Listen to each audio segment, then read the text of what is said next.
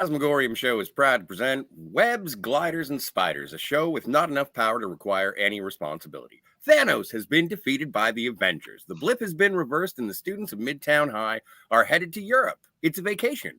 Or so it would be, if not for the involvement of Nick Fury, Maria Hill, and a new hero named Mysterio. Spider-Man will show that a desire to take a break, or with a desire to take a break, there is no need to live up to your responsibilities. Tonight, we talk about Spider-Man Far From Home. My name is ScottyR37. Cat is the night monkey, and Steve wants pictures of Spider-Man. Tally-ho. How are you, Cat? Good. Excellent, excellent. I just want to say, because he's here, and I'm always pleased to say hello to Lemon. Hello, Lemon. Hello. Thank you for being here. So this is our first MCU movie that follows after Endgame, correct? Yes. And so we have weighing very heavily on the plot. We have the death of Tony Stark, the absence of Captain America, although they do sort of lump Captain America in with Black Widow and Iron Man as being dead. Again, I'm going to be using finger quotes a lot during this. And we are living in a post-blip world. There are fundraisers and outreach programs for people who are dealing with returning from the blip or dealing with the return of loved ones from the blip. Yeah, that's where the world is. And I would assume that this takes, like, the blip returns everybody back, obviously, in 2023. But at the end of the year, at the end of the school year, they arrive, everyone comes back, and then we're going on a vacation. Yes, but as hinted later in the story, the only reason they got the vacation was because Nick Fury arranged the whole trip to begin with and made it possible. Because obviously nobody would greenlight a trip with those two teachers leading the kids. Yeah, and you know what? I was actually surprised that we don't even because Hannibal Buress comes back in the third one. In the third one, and also we never get to see the principal again. That's right. Don't see him again, and again, no mention of Liz because she's gone. And I thought there would no mention of what came of the Vulture trial, or I mean, it's been 5 years, so I take it that's already been all done with. So. Not much time spent at Midtown High and the surrounding people, you know. Right. Now, one of the things that I enjoy about my Spider-Man stories, and I've always found it to be, something always seems off when Spidey leaves New York City. And this is one of those times. There's an old adage that a television show has run out of ideas once they take the main cast over to Europe. It's just a field trip episode so they can show off distant lands because they really don't have anything else to say, which is strange for the second movie in this sort of MCU cycle of Spider-Man movies. Well, I guess they wanted to have more settings and, make it more, I don't know, exotic or whatever word you would call it. And, they have allusions back to the original Mysterio, the original Spider-Man Mysterio story, which is initially on the Brooklyn Bridge. This time it's on the Tower Bridge. Tower Bridge. But maybe they thought that would just be more lively for the type of stuff they were doing. Because given that it's, elementals and stuff, maybe that would look better at other places. I don't know. I mean, I like that it was a different setting. Given what the story is, it didn't really need to be New York City. Mm-hmm. And then it's also the fact that he's taking, it's part of, I think, the greater plot of Mysterio to lure Peter away from all of the people who love him and know him. Like he's not near Happy Hogan, he's not near Aunt May, and he's not in that safety net. He's away elsewhere, like getting his mind pulled all over the place, which makes him even more stressed out and more eager to give away the tech when the time comes. Yes. Like you're out of your comfort zone. And he's not getting that sort of tough love or the aspirational desires that he had before when he was dealing with Tony. Now he's trying to live up to the legend that is Tony Stark as opposed to the man. But We also do have, as Tony Stark villains present themselves. These are Mysterio is a villain, a team of villains based on being wronged by Tony Stark. Yeah, I like that they actually went back and got Peter Billingsley from Yeah, the first Iron Man. That was like a surprise. I'm like, oh, cool. And I remember when they first revealed that it's like a Team Mysterio, I was like, liability, liability, liability, liability to each of the people here. And that's actually something I liked about the character, is that he's genuinely mentally unstable. Like there's so many, a billion and one things that can go wrong with his evil plan that he hasn't thought about. Chiefly the fact that, oh, I want to be the new Iron Man because the world has to face an Avengers level threat. I'm like, well, this is a post Avengers world, meaning that you've had the events of 4 Avengers movies have unfolded, so you know that actual Avengers level threats will eventually happen, and your entire spiel revolves around these very carefully orchestrated and planned illusions and stuff. So how would you be able to respond spontaneously to something if they actually needed you to do that? And you could tell that he's unstable. Like when the Billingsley character mentions some oh, something was a little off, blah, blah, he gets all angry and sends the drones up there, like aiming at all of his own minions, like he's gonna kill all of them, right. So I like that he's genuinely unhinged. I love that they went in the opposite direction, unlike the other Spider-Man movies where they've tried to make the villain sympathetic. And I like that there's nothing sympathetic about Quentin Beck. You could tell that, yeah, you can kind of feel for him a little bit when Tony adapts his light fork to do a therapy session, but he's gone completely off the reservation here, as it were, and is just completely nuts. And I like that. Yes. Well, and it is, again, another Spider-Man movie that's sort of dovetailing off of Civil War, because we see Barf in Civil War, and then obviously at the beginning of Homecoming, we had basically like the Peter Parker POV recap in the Battle of Berlin at the airport. I don't.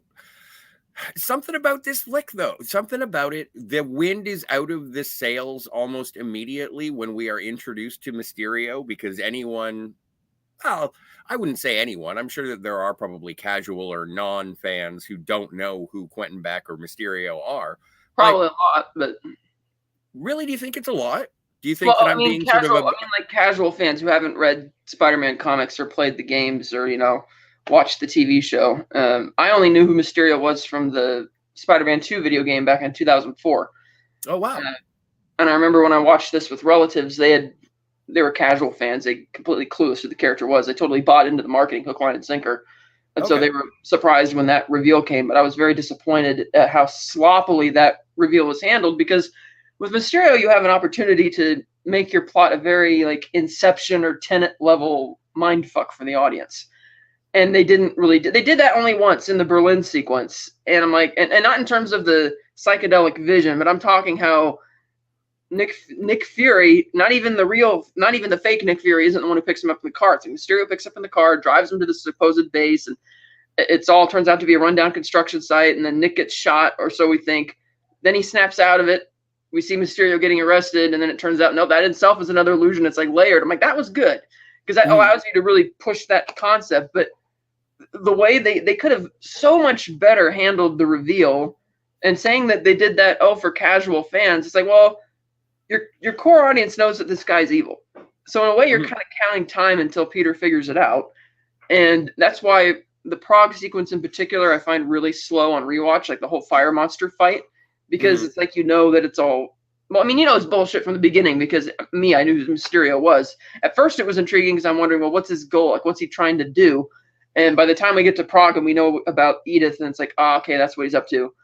But then when they have that stupid reveal with the villain speech and all of that, and it's like, okay, you're showing he's unstable, but that's the sloppiest way to reveal to even casual fans that this guy's a villain. It's like the screenwriters just kind of gave up, and they just wanted to get to the second half of the movie. And granted, I love the second half of the movie. I think it's great, but there's so many better ways they could have done that.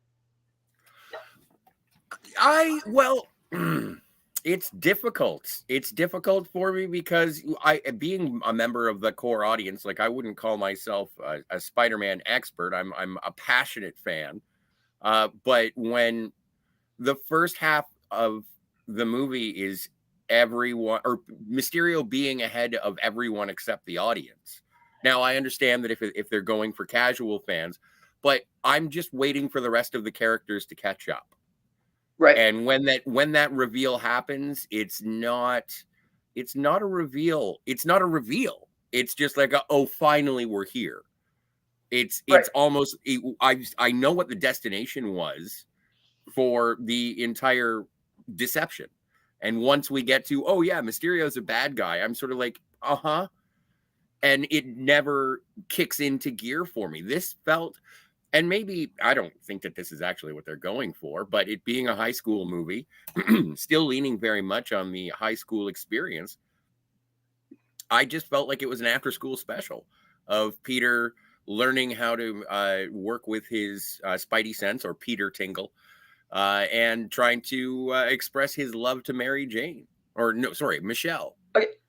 That's something I had a problem with too, because he wouldn't even give her the time of day in the first movie, even though we could tell that she was into him. And then literally the first thing we see Peter saying or doing in this whole movie is laying out his plan to win over MJ. It's like, yes, I feel like we've missed something. like it's just, oh, you've gotten over Liz, and now you're just into this all of a sudden, and it's like, really?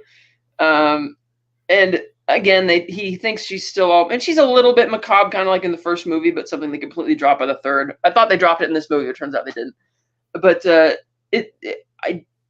it just felt kind of odd that, oh, we want him to have a new girlfriend, so let's just say he's obsessed with Mary Jane or Michelle Jones rather, for the hell of it. It's like it didn't really track with me.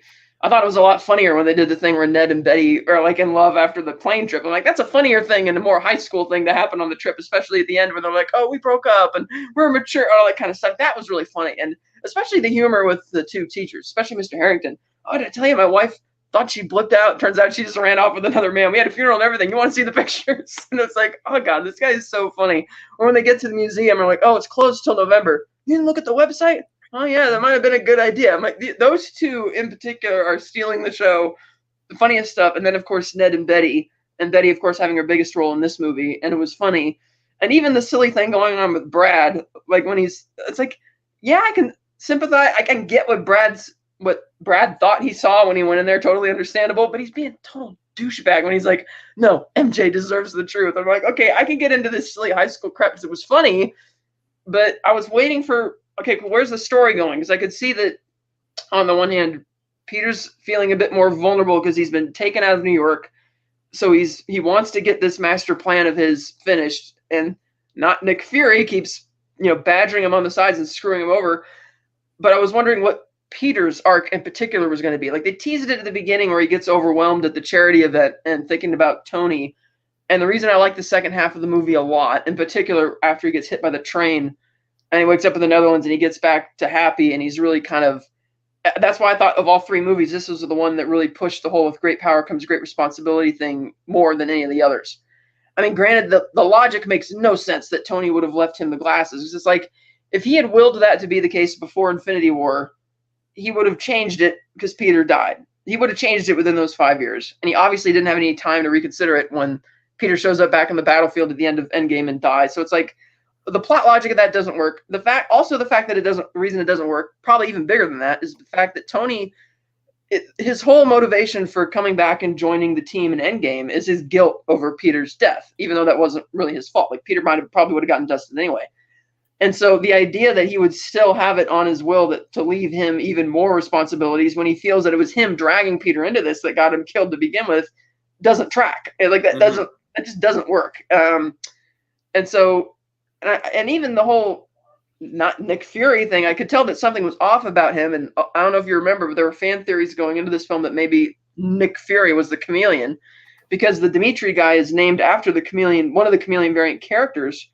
And the reason I was thinking that is because if this is Nick Fury, there's no way he's going to, even if he knows what Tony's wishes were, there's no way he's going to let this stand. There's no way he's going to trust a high school kid to do this. And yeah, he keeps beating on Peter for that, but there's no way. And so when you find out that it's Talos, it's even weirder because Talos is like a battle-hardened, warrior-like guy. The idea that he's even putting up with this as long as he's like, that logic just doesn't really track. The same again when the Quentin Beck is smart enough to realize that just because one projector is missing, it could expose the whole thing. Like, dude, you have one little electrical shortage and you're done. if one drone gets hit by a piece of the debris in this big battle to destroy or any of these things, you're done.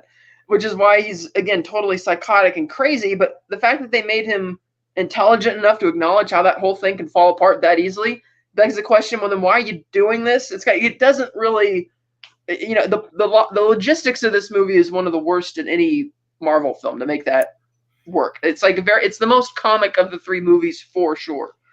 There's no way you're going to convince me that the drones in Venice are able to conjure up the water that way with the fans and what. Like, there's no damn way. Not to mention just the sheer mist blasting off of that thing. It doesn't work. I mean, granted, it's in the comics where he does illusions like that, but I don't know. Maybe if they tried to say that the drones were spraying some type of hallucinogen on top of that to get people kind of more susceptible to believing it, because it just doesn't track. That being said, once we got to the second half of the movie and you're seeing all the emotional ringer that Peter's being put through and how he did really screw up majorly, I really liked that. And how that's brought back around by the climax, especially when you see that he's actually going to kill Peter with, the handgun, nearly kills him. I'm like, wow, that's really dark. I mean, we haven't seen that since like maybe, we saw that with Goblin, but it wasn't really Norman Osborn doing it. It was like his split Goblin personality.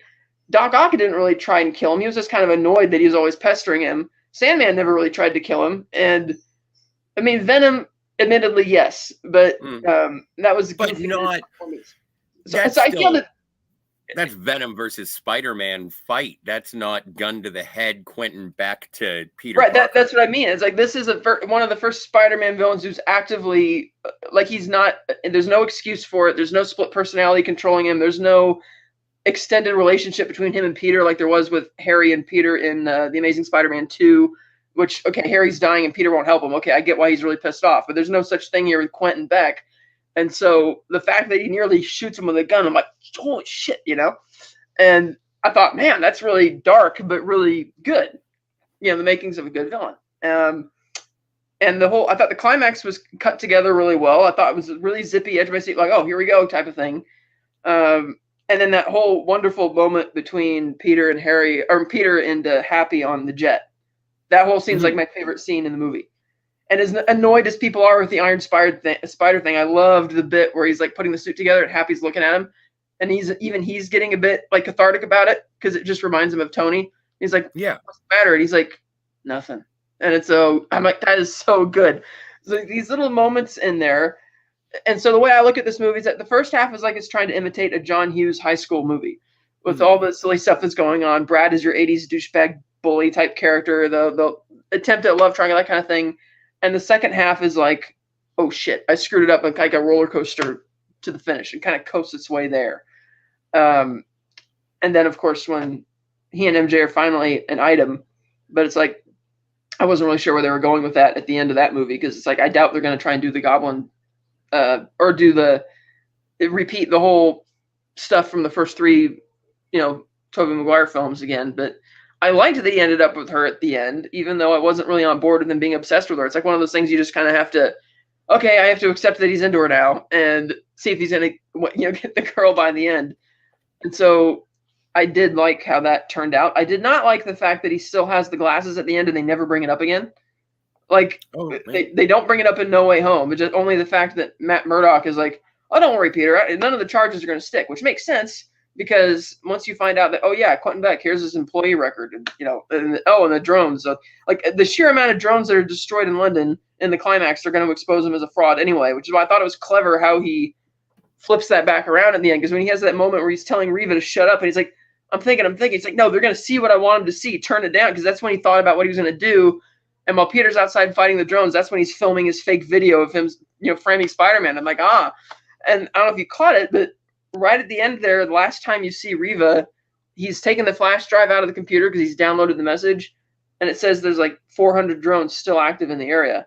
So I thought even at the last second there, when the allegedly dying Beck says, oh, Peter, people today need to believe anything, that itself was probably another ruse. Because when Peter gets the glasses back, the first thing he does is he looks at Beck and he says, he says, is he? And he was going to say, is he dead? Instead, he stops himself and he says, is this real? And she's like, well, the illusions are down. It's like, well, are they? Maybe he's just pretending to be dead. maybe he's actually still alive. That's why I thought going into No Way Home, I thought maybe they're gonna do the mind fuck in this one, and you're gonna find out that not only is he framed Peter, but maybe he's still alive. And I thought that would have been good. Instead, it kind of, take it does the take it at face value type route. But I thought the movie was really fun. I saw it 3 times in theaters. Partly because I really liked that they finally did I was waiting for them to do the Mysterio character for like 15 years. Because once I first encountered that character in the video game in 2004, I started seeking out some of the comics, which is why I also bought that combined comic of their encounter. I'm like, this guy's awesome. This guy's badass. I want to see this guy in a Spider-Man movie. And I love that, much like in the comics, there's nothing sympathetic about him. And that he's unhinged and crazy. And so I liked it. Oh, heavens. Before I get to my thoughts or address what you said, I just want to say hello to Miss Susie Satin. Hi, Scott and Catherine. Thanks for being here, Susie.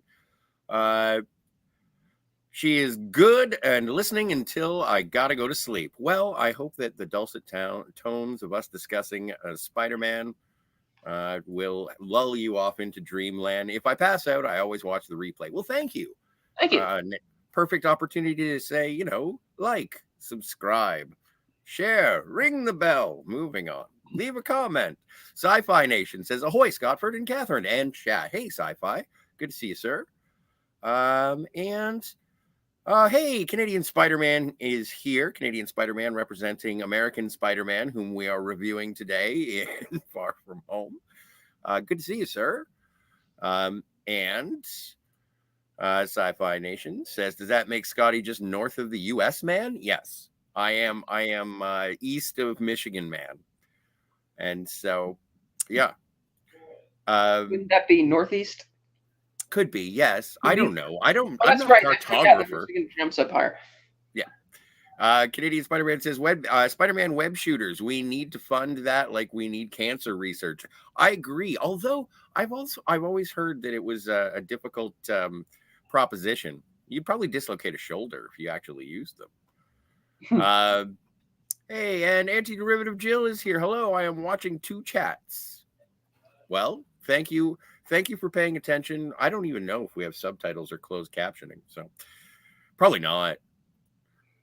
Probably not a thing. So, absolutely, in terms of the characterization of Quentin Beck, I liked, because I am also a Mysterio fan. Actually, there is I believe it's a Daredevil run written by Kevin Smith, where Mysterio ends up being the villain and gets berated for being like 3rd-tier nothing boy who failed so hard that he had to take on someone else and then even just stand and do things in the shadows. But I'm a Mysterio fan, have been since the cartoon, and was aware of him also in the Sinister Six comic books that I really enjoyed. But yeah, I'm a fan, and I thought I was not looking forward to Jake Gyllenhaal being Mysterio, but I thought he did a good job as Quentin Beck, and I think you're right. He did play unhinged and sort of control freak, that sort of anxiety, detail-oriented villainy that really comes across as someone who has meticulously planned something, but if you actually think about what he's meticulously planned, you're right. Doesn't really make a whole heck of a lot of sense. There's too many things that can go wrong, too many moving parts. And I guess the one thing that I didn't like about this is just wrapping it all back into Tony wronged someone, and so now he's the villain. And that's why I bring up the Daredevil arc, where it was weird to have Mysterio be a villain to Daredevil, because it didn't seem like they worked. And the entire reason that Mysterio is created is because he wants some sort of comeuppance for the now deceased Tony Stark. He doesn't even want to ruin his legacy or anything. He just wants to be better than him, I guess. Yeah, it's like he wants to have respect, and he feels that he didn't get any with Tony and being fired and possibly blacklisted or whatever, like all these other people. And they're, because that's the thing, they don't really go into why the others are down with it. It's like, yeah, everybody can understand why they don't like Tony Stark. A lot of people don't like Tony Stark. But for the others to go along with it, like the one guy says, Guterman says, oh, if you double it, there's going to be a lot of casualties. And he kind of nervously like laughs it off.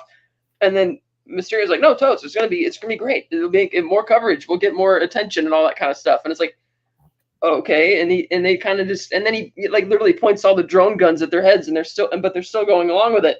And this is a group of people who, once again, they're not brought up at all in the third one. They're just, I guess, gone. And it seems like what they wanted was power and control, or they wanted influence. Like, they were tired of being what they perceived to be the smartest people in the room and not getting any of the attention for it, and just kind of wanting to run with it. Well, and it seemed like a money issue. That like, too. weren't they all getting rich off of this? Probably somehow, because they never explained where he got the drones from that he was using to begin with. He just kind of had them, and they could get rich off of it because, as we've seen in other Marvel movies, the heroes within the Marvel Universe have been merchandised, so they're probably going to get money off of that as well. Power, recognition, being put on these. Like, he was excited at the idea that Nick Fury invited him to Berlin to be on the board of, whatever the security council was, because that's what he's after. He's like tired of everybody who, like he says, not in charge. I don't want to be bossed around by a boozy man-child or hormonal teenager. I'm done with this shit. I'm taking command. Right. And which is kind of like Mysterio from the comics. He feels like the smartest person in the room, undervalued by society or whatever, and thinks because he could do these little neat gadget type tricks that he's a genius, when he's really not. That It's just kind of like the Riddler to Batman. He thinks he's a genius, but he uses sophomoric riddles to try and mask what he's doing, and Batman sees through it every time. I feel it's kind of the same thing with Mysterio, and we're seeing that in this movie, given how I got a master plan, I'm brilliant, but are you really? Well, and that's yes, and it was great to sort of highlight his vanity as well when the costume is being steamed, trying to get the wrinkles out of the cape, because I'm literally going to be shaking hands with the Queen in about an hour. So yes, I would like that done. And so it is something that was prevalent in his character as well. And it's interesting that you bring him up as a sort of likeness to the Riddler in terms of just sort of parlor games and cheap tricks to try and fool. But with the edge of actually being a killer in this, I think it does sort of bring him up in almost in the same way that I felt about the Riddler in the Batman. The only difference being that the Mysterio costume is absolutely panel perfect. And my complaints with the Riddler costume went to the wayside after watching it, but that was a big holdout for me at the time. That's something I kind of wanted to see in the climax of this one too. Like, even though by the time you get to the climax, Peter knows it's all bullshit, I wanted to see him fight the classic Mysterio. Like, even if it's just an illusion, because during the whole Berlin, psychedelic trippy sequence, he's kind of being pushed around nonstop and not being able to handle it. And I kind of wanted to see them in that classic fight, sort of, like, rather than just the giant, whatever that would, like, fire combination elemental monster thing. And like, try and hunt down the real guy through the illusion sort of thing. That would have been cool. See, the elemental villains I thought were really interesting because I was aware of two of them. I wasn't aware of the third one. The one at the very beginning, because we don't necessarily get to see him. They say that the Cyclone has a face.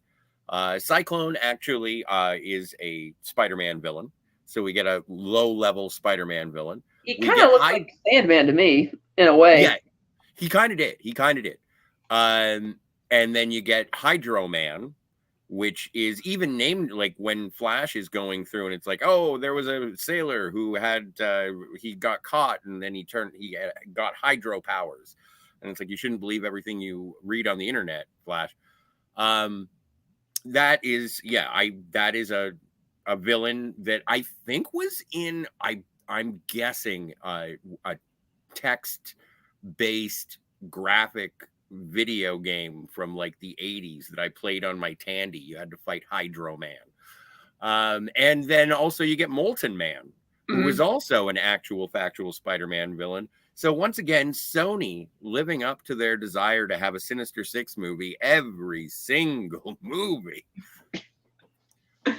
Who are the others? So we have the three elementals, Yep. The fourth Mysterio, whatever that thing was at the climax, what he was imitating, I don't know if that's supposed to be another type from the comics or not. I don't know. At that point, I had kind of zoned. I had kind of been like, okay, let's just get to it, because I knew how the thing ends. I know that Mysterio dies. Like I've seen No Way Home, so I know that Mysterio dies. I know that Peter's identity has been revealed. So this was, I don't know. The entire time I was watching this movie, I was waiting for it to end. Not because I wasn't having a good time, but because I already knew everything about it. This is the first time that I've actually been completely spoiled, and the context of the film did nothing to aid in that. But why did you not seek it out before you saw No Way Home? Like as you got closer to the date of watching No Way Home, why not seek this one out and watch it first? This is something that is bleeding over to this conversation when we talk about the Spider-Man movies. In the MCU Spider-Man movies, it's difficult for me to be invested because there was already a final episode of the MCU, and it was called Avengers Endgame. Right. But I mean, once you committed to watching No Way Home, wouldn't you wanted to see Far From Home first? Nope. Nope. I was not even remotely. Again, because I knew that there was going to be a reveal in Mysterio being the villain, and I was like, I don't want to wait an hour for everyone else to figure something out that I already know. Right. And then in the same way that I didn't want to see Wakanda Forever, because I didn't feel like it was going to be a fun time mourning Black Panther, I didn't think that it was going to be a fun time pretending that Tony Stark was Uncle Ben. And if that did inform for your enjoyment of the movie in terms of Peter coming to grips with his responsibility and his power, I did get annoyed for the sheer amount of like visual Tony references in the movie. Like there's murals of him everywhere, and I'm thinking, excuse me, Hulk is the one who brought everybody back. You know, not to mention we get it. They emphasize it on the plane when he's talking to Happy, when he says that it can't live up to it. That's the only thing you need. And then the mural at the beginning when he leaves the charity and you see it on the wall. It's literally the only two references to Tony you needed in the movie. They didn't need all that other crap. And I would have liked if they got rid of it. But I also like the fact that Peter made the conscious decision not to bring his suit with him because he's not really ready to tell Aunt May that he really doesn't want to do this. And it's not just a vacation to impress MJ and have all this. It's like a de-stressing to just cool off and get away from it all for a bit, which is kind of like what the title is. It's not just literally Far From Home or figuratively because he's out of his element. He's trying to get as far away from being Spider-Man as he can, and he's just being dragged in at every point because of the whole, nobody said it yet, but the whole with great power comes great responsibility, and he's trying to run away from that throughout this movie. Like he tells Mysterio, I just want to be a normal kid. I know it sounds like a jerk, but I just kind of want to go on my trip. He's like, nah, you're not a jerk for wanting a normal life, Peter. And it's like a great scene, even though he's like twisting him for it. And at that point, I admittedly still didn't know what. I mean, you knew that Beck obviously was a villain and what he was after, but I didn't know why he wanted the glasses. Like, what's your end game? Like, what are you trying to do? Which is why when he became as unhinged as he was, I was like, oh, sort of like in that moment when Peter goes to meet them in Prague, and he says, "Oh, Mr. Beck," and he's like, "My name is Mysterio," and he like does that weird, unsettling look. Because Mysterio just being the Italian word for mystery, which MJ mentions to Brad, and when they're watching the news on TV, I'm like, God, this guy's really freaky, unhinged about it. And so it's like, okay, so I like all that arc with Peter trying to get away from all of that, and I thought it was good that they didn't arbitrarily give the line to some random character, with great power, like to Happy, let's say, with great power. I like that they didn't do that. They let the audience be smart enough to figure out what the whole theme of the movie is, which is that you can't. Like, you're Spider-Man now. You can't run away from this. This is who you are, like it or not. And so I really enjoyed that aspect of the movie, despite a lot of the other faults that were there in terms of and stuff. It's okay. I appreciate the fact that he didn't pack his suit as well, and he does address that later on when he's like, I can't be swinging around as Spider-Man because I was in Washington with the same class. If I end up being there and doing it again. Right, that's a logical way that he's trying to excuse it, but you could tell the real reason he didn't bring it is because he just wants that normal life. Like, he finally feels like he's getting a weight off his shoulders when he's telling Quentin on the rooftop that I just want a normal life. And he's like, you're not a bad guy for just wanting to go out and, talk to a girl or whatever, Peter. You're just, a kid. And granted, Quentin's being a total dick at that moment because he's just, seducing her or whatever, like a guy with free candy, but it's still, the words are still true. Peter's not a bad guy for wanting those things. And it's kind of sad when the person who's been giving him the most positive support turns out to be the guy who's been really aiming to stab him in the back the whole time, which is another part of that I liked.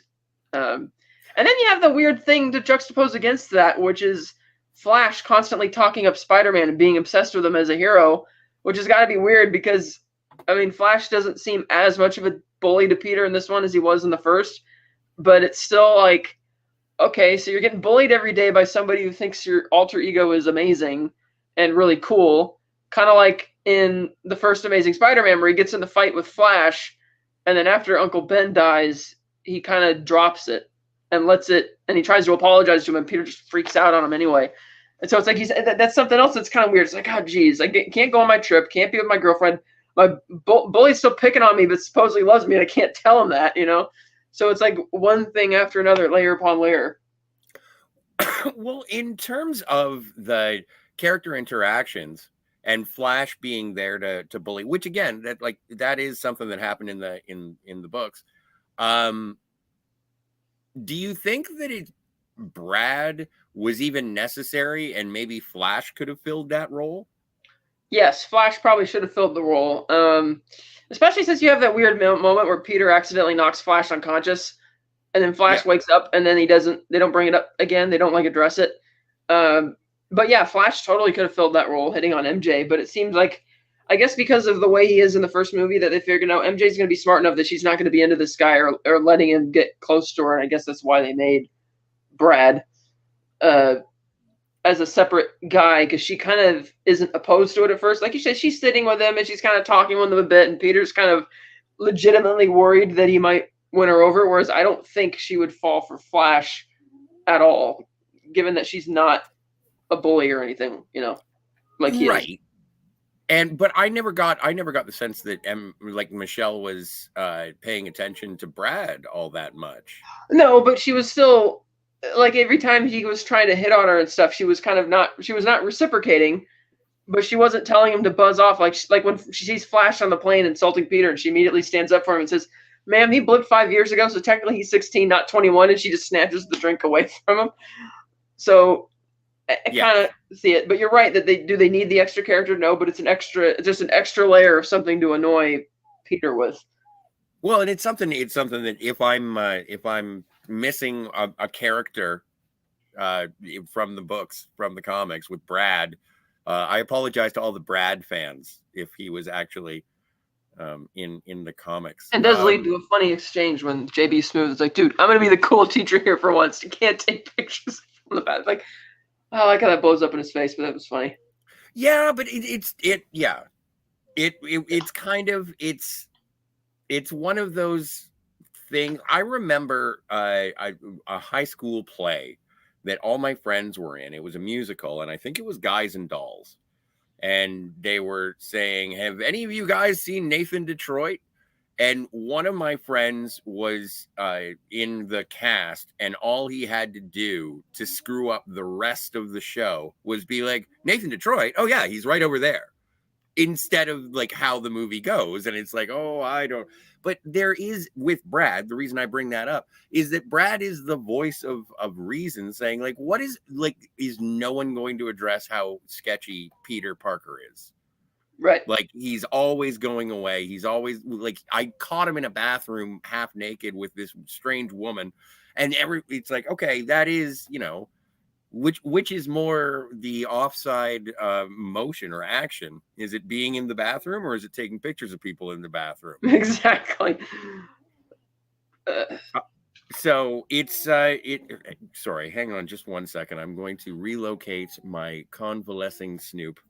If you'll just excuse me for one moment. Right. So our friend Canadian Spider-Man, while you're doing that, says, "I will take the risk of dislocating my shoulder to swing from a building. Not that heavy."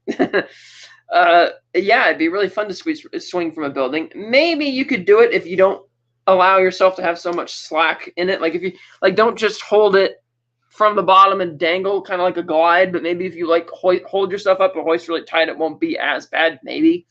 But yeah, that would be really fun to swing like Spider-Man. But yeah, he's right that Brad does mention all those weird. Kind of like when MJ brings it up on the bridge.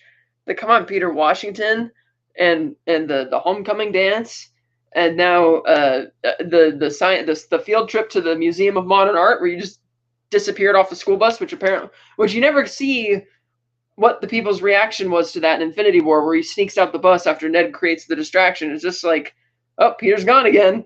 And granted, it's a city in that situation, it's like cities of millions of people, so there could be any number of reasons, but Peter never tries to come up with an excuse for what he's doing, which was my same criticism for how he ended things with Liz, that even Liz is picking up on it, that he's very weird, and it's like, what are you apologizing for this time, you know?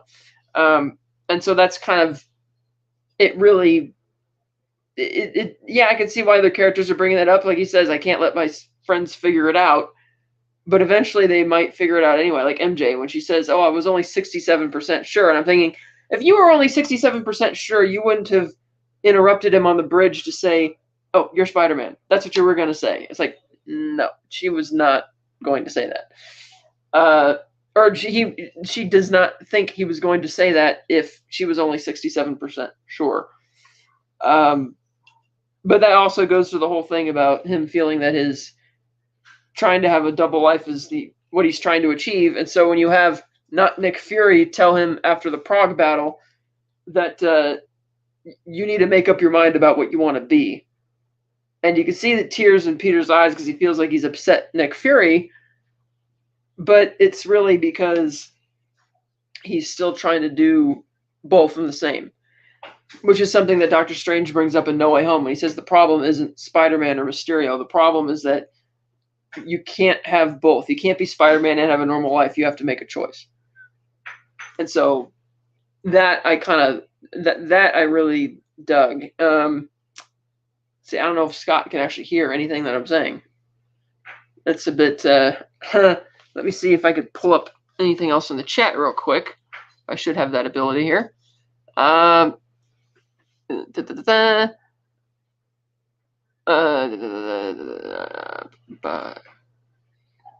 see. Okay. Okay. I don't have the ability to start them. Okay. Did you hear anything I just said? No, I just got here. I'm sorry. I was talking about how the thing with Brad and the thing with MJ noting how he's been disappearing places, and even Liz notices it in the first one. And the problem that they're all catching on to is the fact that he's trying to lead two different lives. Something that Nick Fury says after the fight with the Molten Man, that you have to make up your mind. You're either committed or you're not. And he has tears in his eyes. He's upset that he's, disappointed Nick. And something that Doctor Strange brings up in No Way Home when he says the problem isn't Mysterio, it's you trying to pick one or the other. Or trying to be both. You can't be both. And so that's something that he's really being tested on in this movie. To that end, I was very surprised. Like, I also mentioned the fact that in Infinity War, when he jumps off the school bus to go save Tony or whatever, or save Doctor Strange, it's never really brought up how he talks his way out of that one either. That he was on the school bus on their way to the Museum of Modern Art, and he just kind of dodges and is gone. Like, maybe there was a panic at first, like, where's Peter? He's gone, and then everybody gets dusted, and so it just kind of got overshadowed and forgotten initially because Aunt May got dusted and Ned got dusted. Because you know what I mean? Like, even because to me that's the most egregious thing that he disappeared from, because he can play off the whole Washington thing by saying, "Oh, I was sick and I stayed in the hotel," but he can't really play off disappearing by jumping out the school bus window. Granted, the others weren't watching, but it's like, you were on the bus when we boarded and you weren't there when we got there and we didn't stop anywhere else. Yeah, but I think that they sort of played with that rather deftly in the moment in Infinity War when Ned, create a distraction. And it's like, he didn't have to create a distraction. There's a giant spaceship hovering over New York Right. No, City. I meant the fact that when they got on the bus to go to the museum, everybody knew Peter was on the bus. Right.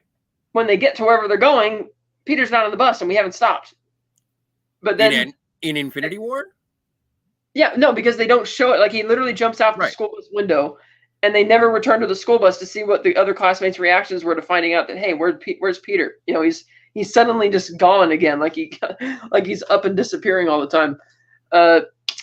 Which is why I mentioned that maybe there was a panic and a hunt for Peter until they all got dusted at the end of the movie. But anyway, that's kind of what the whole thing with Brad and MJ noticing and Doctor Strange noticing and Nick Fury noticing is that he's trying to do a juggling act and you really can't do that. Yeah. Yes. And that, see, the MCU, like, the MCU is a weird place because when it started, it was the first real superhero movie to say, you know what? Let's just forget secret identities. We're not doing them. And I enjoyed how Peter was, when introduced in Civil War, that was the one thing. It was because it's a defining part of Spider-Man's character is trying to maintain his double life as Spider-Man and Peter Parker. And so when he is sort of wrestling with this and trying to stay secret and everything, I think it's a great reveal at the end of the movie to say, okay, now Peter's going to have to deal with the fact that, you know, you don't have a secret identity anymore. That's a thing that you've been trying to protect, and you don't get to have that. You don't get the double life. And it ultimately is what happens. That's the entire plot. Like, if anything, you have Spider-Man doing Spider-Man things in Homecoming. Then you have, this is almost the Spider-Man No More without being Spider-Man No More. It's being, I want to be able to have my life and Spider-Man and keep my peas and carrots separate. And then in the third one, it's like, okay, no, all bets are off. No one can know that I'm Spider-Man, and thusly no one can know who Peter Parker is. So there is, through the trilogy, there is an evolution of how Peter deals with all of this stuff. And it's an interesting thing that you bring up, just that he is trying to bring a little bit more normalcy, and he is seduced into that. Like even in Spider-Man 2 with Sam Raimi, it's like you gotta focus on the thing you want the most. And that's what brings him back to being Spider-Man in Spider-Man 2. But what he wants the most is a normal life in Far From Home. And that's what is his downfall until he finally steps up to the responsibility of taking down Mysterio, for sure. Yeah. And to that end, I was kind of surprised at the way the Aunt May situation plays out. Because in the first one, she's completely panicked at finding out that he's Spider-Man when they cut to black before she drops the F-bomb. Right. And then in this movie, maybe because she got dusted too, she's just totally fine with it. Having him go to charity events, even packing his suit, and she's totally cool with him being Spider-Man, which to me, it's a complete 180 from her in the first movie where she told Peter after seeing the news report about the bank heist gone wrong that you see anything like that, you just run away. And it's like, and now she's just totally cool with it. Is that because, you know, of the events of Infinity War Endgame and getting dusted back, and it's like, oh, all bets are off now, it's completely crazy? I mean, yeah, it's good to use it for charity, but to pack his suit with him to go to Europe to encourage him to engage in, you know, again, Spider-Man activity. Because even though in No Way Home, when that DSS agent was being kind of a dick when he says, you didn't, as his guardian, not only did you know about what you were doing, you actually encouraged it. Who does that? And it's like, yeah, he's being a jerk, but he's right. You know, he is right at the end of the day. Because because Peter was still a high school student when she found out he was Spider-Man, and again, they got dusted, so it doesn't really count that it's not 5 years on his age, and she's still encouraging him to go out and do this, which is really weird. Because again, given how much of a worried worrywart she was in the first film. Right. Well, but also once you find out that Peter does have super strength and all of his gifts, maybe you wouldn't be as worried about if there was like a bank robbery or something, and it's like, oh, you've got to run the other direction. It's like, no, I'm probably I'm one of the strongest people in the world. So you don't have to worry about that when it comes. Like, he gets hit by a train, so he's not a weakling, and I think that that's sort of something that May would capitalize on. And I don't mean that in terms of using Peter, but having confidence in Peter and in his endeavors, and also the world that has been opened up since Infinity War. Once he came back, it's like, I'm an Avenger. He is at that point. And that's, the whole crux of the movie is having to take orders from not Nick. Okay, Talos. Spoilers for Spider-Man Far From Home. It's Talos. It's a Skrull. Which, again, this is something that is an MCU thing. This isn't a Spider-Man thing. But then I just start wondering as to how long has Nick Fury been played by Talos? He mentions the funeral. So yeah.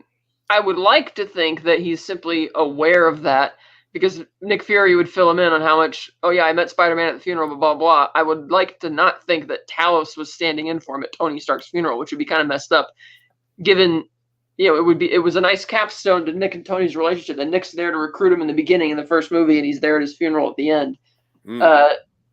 There is a downside that I was perusing some of my research areas, and they point out in the trivia section at IMDb that Talos may have been Nick Fury as far back as Age of Ultron, because in Age of Ultron, Nick Fury is eating diagonally cut toast, and he says to Carol Danvers in Captain Marvel that Nick Fury loathes diagonally cut toast. He likes it vertically cut.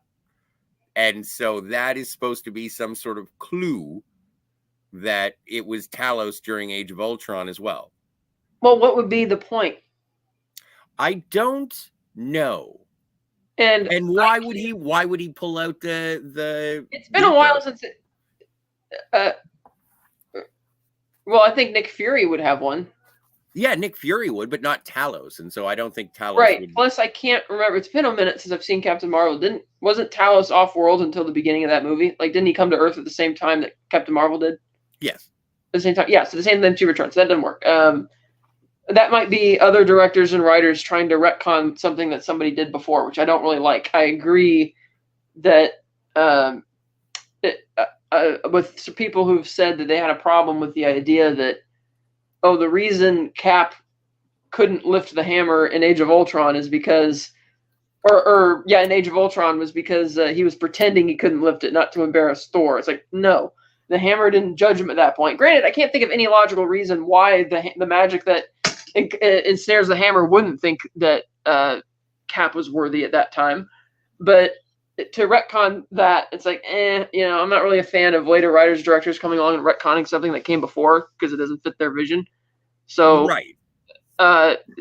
So if somebody wants to say that is a ridiculously deep cut, then whatever, I'm not gonna buy it. But hey, it's the world of the internet. We're gonna make all the plus I think that assumptions. Even though it is Talos who's in the movie, when he tells Peter that, I used to know everything, and then I got dusted and I came back and I know nothing, I still think that's echoing essentially what the real Nick Fury would feel like, hence why he's presumably joined SWORD out in the cosmos wherever he is. And so I would like to think that Talos, again, he's an imitator. That's what Skrulls do. So he's imitating everything about Nick Fury. That, like, what would Nick Fury say and feel? That's what he's doing. Of course, Nick Fury wouldn't admit that he got bested by a high school kid, or ghosted by one, which is or bested by somebody as obviously see-through as Quentin Beck. When he's like, oh, I had doubts about him from the beginning. And Maria's like, no, you didn't. You didn't have any. You had zero doubts, that type of thing. But yeah, parts of me feel that the only reason they did that reveal at the end was for the sake of the punchline of the joke. It's like the joke that, oh, somebody who's a master of disguise, literally a Skrull, couldn't see through the Mysterio prank, and somebody at Marvel or at Sony thought that was funny, and then Marvel thought, okay, we'll just say that and put him with SWORD as a quick way to do that. It seems like they did it just for the joke, and I'm not, even though I do feel that the real Nick Fury could have managed this a bit easier. Like, just because you can't get Peter on the phone doesn't mean you couldn't just show up at his house, because you know who he is. Just go to his apartment. It's like, so what if he's not answering your phone? Like, literally, just go there, you know? Or, Well, and Nick Fury never seemed like the kind of guy who was just going to call. Like when he says that he's putting together a team at the end of Iron Man, he just shows up at Tony's house. He shows up at like whenever much like he shows up at the hotel in Europe. He just shows up there and hits the tranquilizer, which is funny. And he's like getting on board with, you know, what's going on and getting back to things. It's it bothers me that I get, like, that was probably the twist of the movie that I knew was coming, and it bothered me the most knowing that I was not watching Nick Fury and Maria Hill. That it was all the way, like, I like the trippy dippy visuals that they had for the Mysterio fight where Peter loses. I like the how Peter comes to learn his spider sense and then fights the drones. I like the visuals of the movie, but the story itself, and I guess part of the reason why I never really followed through on watching the second one until today, is the MCU had a final episode.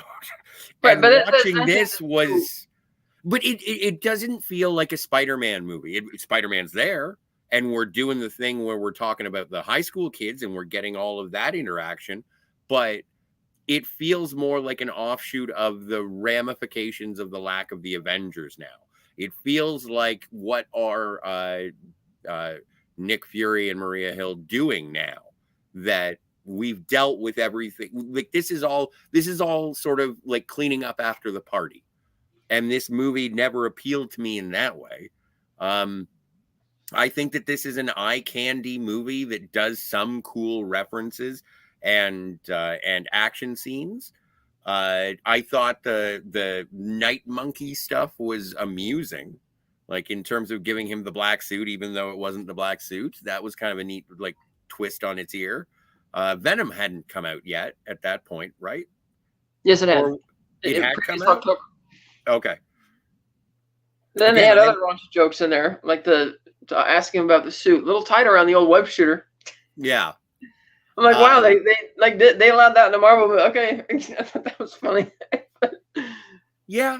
Well, euphemism. Yeah, putting those euphemisms in there. It's like, okay, but I just really liked it because, again, it's the whole. To me, it's one of the best embodiments of with great power comes great responsibility. Because, like, he's running as far away from his problems as he can and running as far away from Spider-Man and trying to do everything he can to get away from it and have a normal life, and he can't have it. And then it comes at the expense of him. His decision-making and trying to avoid that responsibility is what nearly destroys London. And I liked that and how that whole character arc for him with Peter being as emotional wrapped up in it as he is, because that's why I really like the second half of the film. But I agree that the plot mechanics don't work, particularly, again, like you mentioned, everybody knows, like, the majority of your entire core audience, which are the fans of the comics and the game, all that, they know who Mysterio is, so don't beat around the bush like that for half the movie.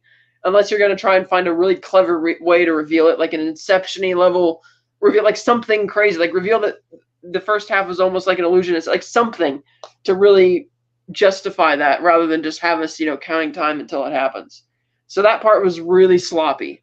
And yeah, I picked up on the references, but I did like the story because that's essentially what the story is. Him dealing with, in a sense, survivor's guilt, feeling lost is what he's going to do now because everybody's looking to him.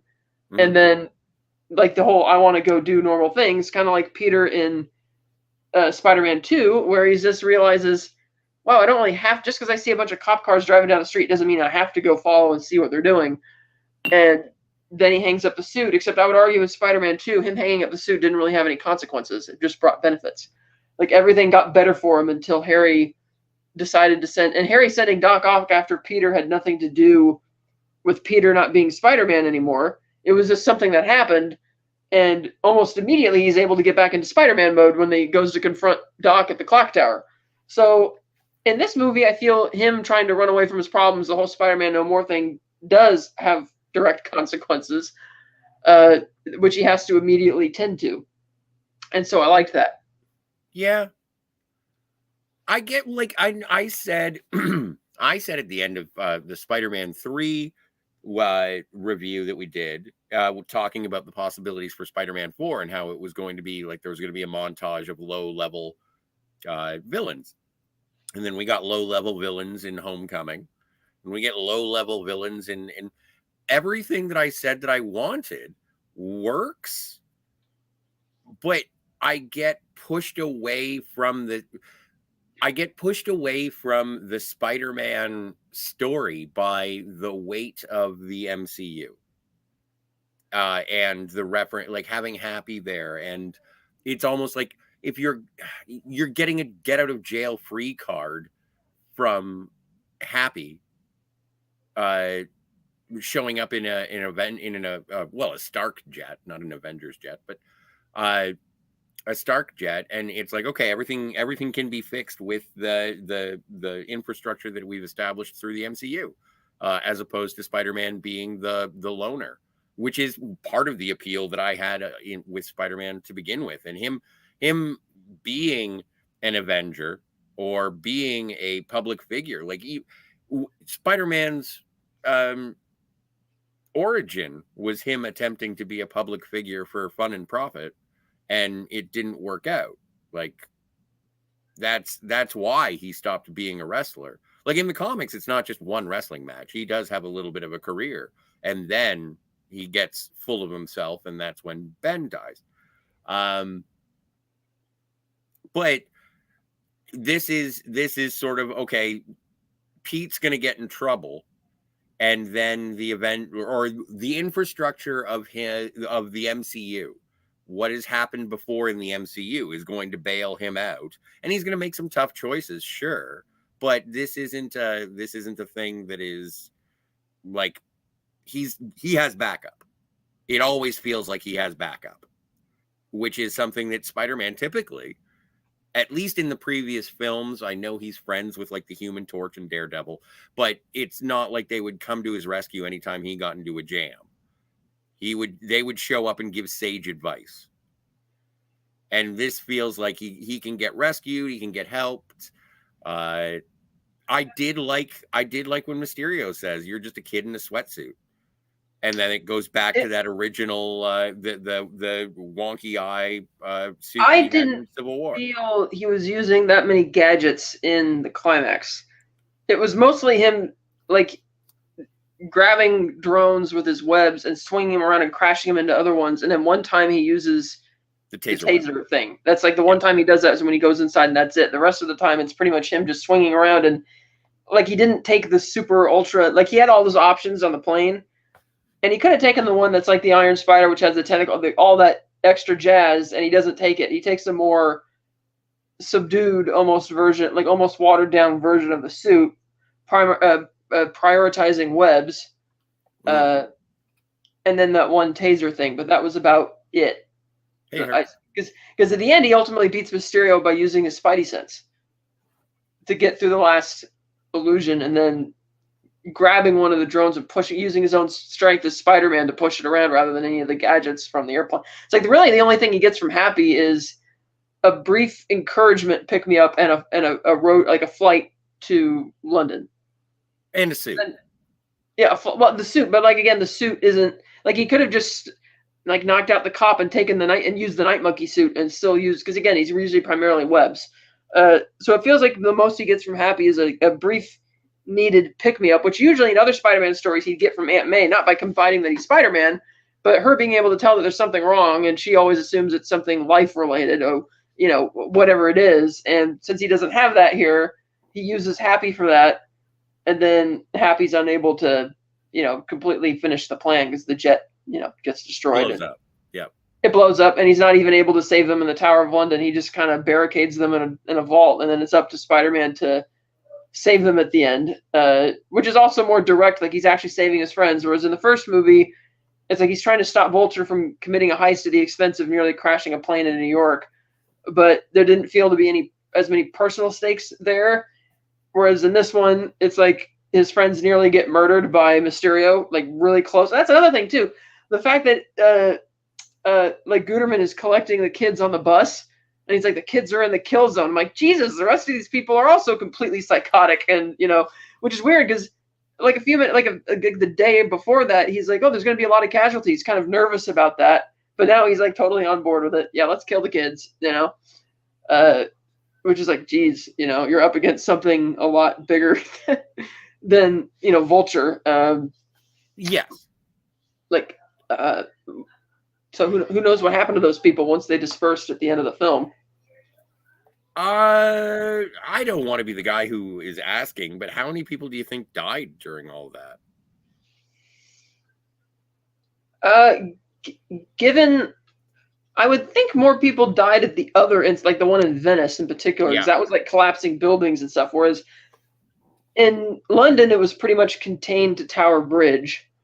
And there might have been a few people killed on the bridge itself, but most of Mysterio, and then I can't remember, did the two guards at the Tower of London who pulled out the assault rifles, did they get shot too? Not that I saw. I can't remember because they were yeah. So I would think most people who did die probably died in Venice, and then more people. Some people might have died in Prague, but yeah. But the fact that they did put him in a kill box, we're gonna murder the children. It's like, Jesus, Well, and even Betty Brandt gets targeted, even though we never get confirmation that she knows. Right. He just because he just said, "Oh, but Ned knows," and he might have told his girlfriend Betty, and so Quentin's like, "Okay, he might have told Betty. That's good enough for him, Yeah, but she's on the kill list.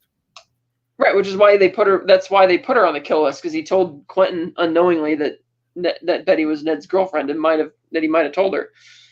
So, what do you think of Edith?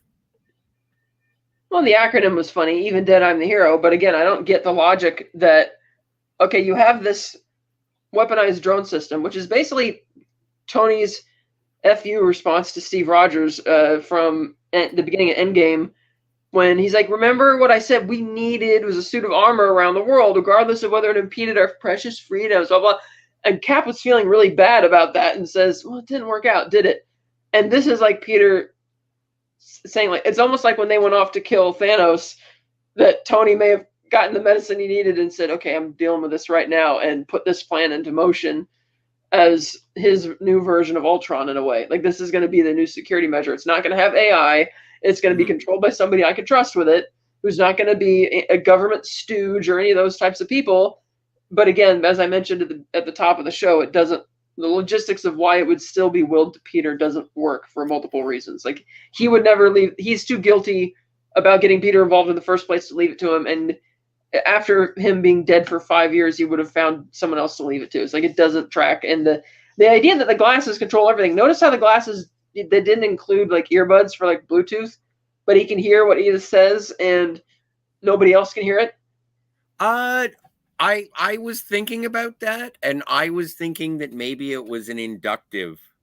You know how you can get those headphones that sort of vibrate the bone? Like, you can. I've not heard about that.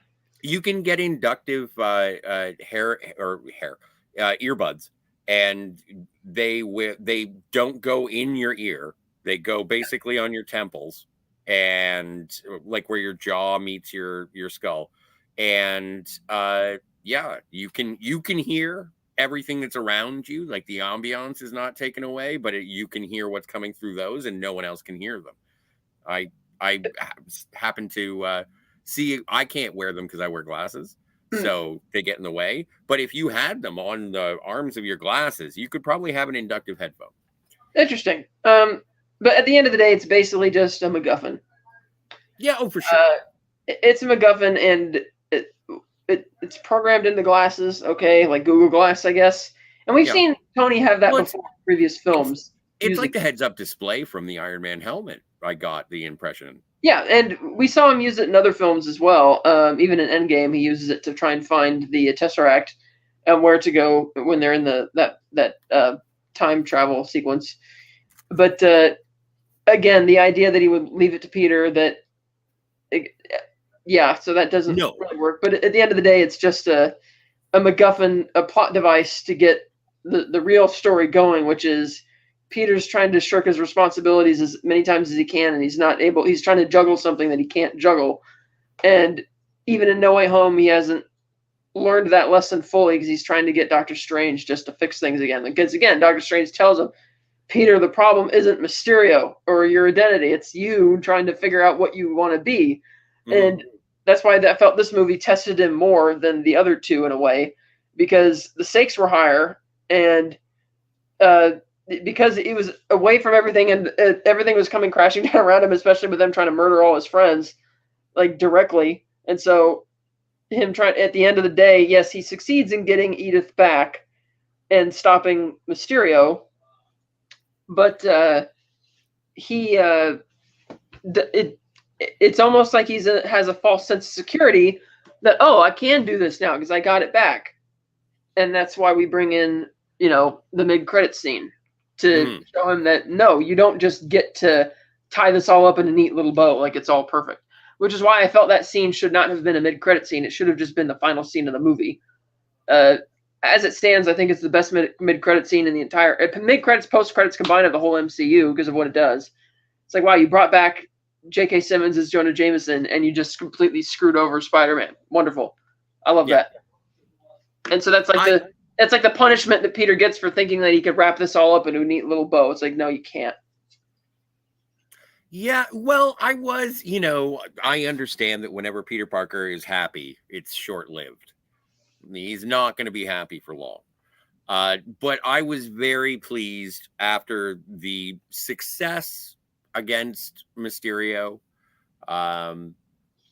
and Peter and Michelle get together, and everything looks tickety-boo. Everything looks wonderful. And then that mid-credit sequence just drops in and is not only a complete, it's a shock to, all right, the world knows, which is, I think, something that they've been trying to do for a while. In terms of revealing Spider-Man to the world, because even when he's introduced into Spider-Man or into Captain America Civil War, that is based loosely on run of comics, and that's the one where where Peter unmasks and says, I've been Spider-Man since I was 15 years old. And so this is kind of, even though it's not Civil War, it's still part of the reason why Spider-Man is unmasked is because of Tony Stark, and that tracks through straight from Civil War to this, and it's something that Peter's going to have to attempt to clean up. I will talk about the logistics and the realities of that when we get to No Way Home, because you could have made the world forget about one other person and everything would have been fine. But they don't. So yeah, this is, I guess, this is an MCU movie for me. It's not a Spider-Man movie. It pushes me farther away from Spider-Man. I don't connect as much in a Spider-Man way. And it does take No Way Home to sort of reinvigorate my appreciation for Spider-Man, because there are two other Spider-Men. Well, to me, it feels like after watching No Way Home, it feels like Far From Home is definitely the first half, not because it ends on a cliffhanger, but because, again, the whole movie is the story of with great power comes great responsibility without anybody having to say it, and Mysterio ripping that away from him is what the punishment is for him trying to think he can juggle all of that, and then he just makes it, and then the fact that Peter tries to take, a shortcut with Doctor Strange exacerbates the problem, and to the point that Aunt May is the one who finally gets to say it. And even then, he doesn't fully grasp it, because when he first meets Toby and Andrew, he says, I'm done. I don't care anymore. And then it takes them to bring him back up. And so in a way, I think it does make a two-parter great Spider-Man movie in that way, because that is kind of the whole theme. And as we explained, this is a different protracted origin story for Spider-Man, culminating in him just being a loner as regular Spider-Man at the end of No Way Home. And so in that way, I still really like it. I do think I regard it as a Spider-Man movie because of all the stuff I was saying. I like the story. I like at least the character arc for Peter. I like what they're trying to go for. Yes, the plot logistics are completely messed up and don't really work. It's the most comic of the three, but I do like that they bring the same youthful energy and fun and humor from the previous film. Because again, like I said, like I love Spider-Man 2 with Tobey Maguire. It's a great movie. It's the best Spider-Man movie in terms of just being invested in Peter Parker, the character. Like I didn't feel I needed action breaks in that movie because I was just that invested in what was going on. But it doesn't have that fun, zippy nature to it that I kind of like out of Spider-Man and that I like out of that comics. I felt that this movie, along with Homecoming, brings that. So I did really like it, even with all its faults. Granted, absolutely. I can't argue with it.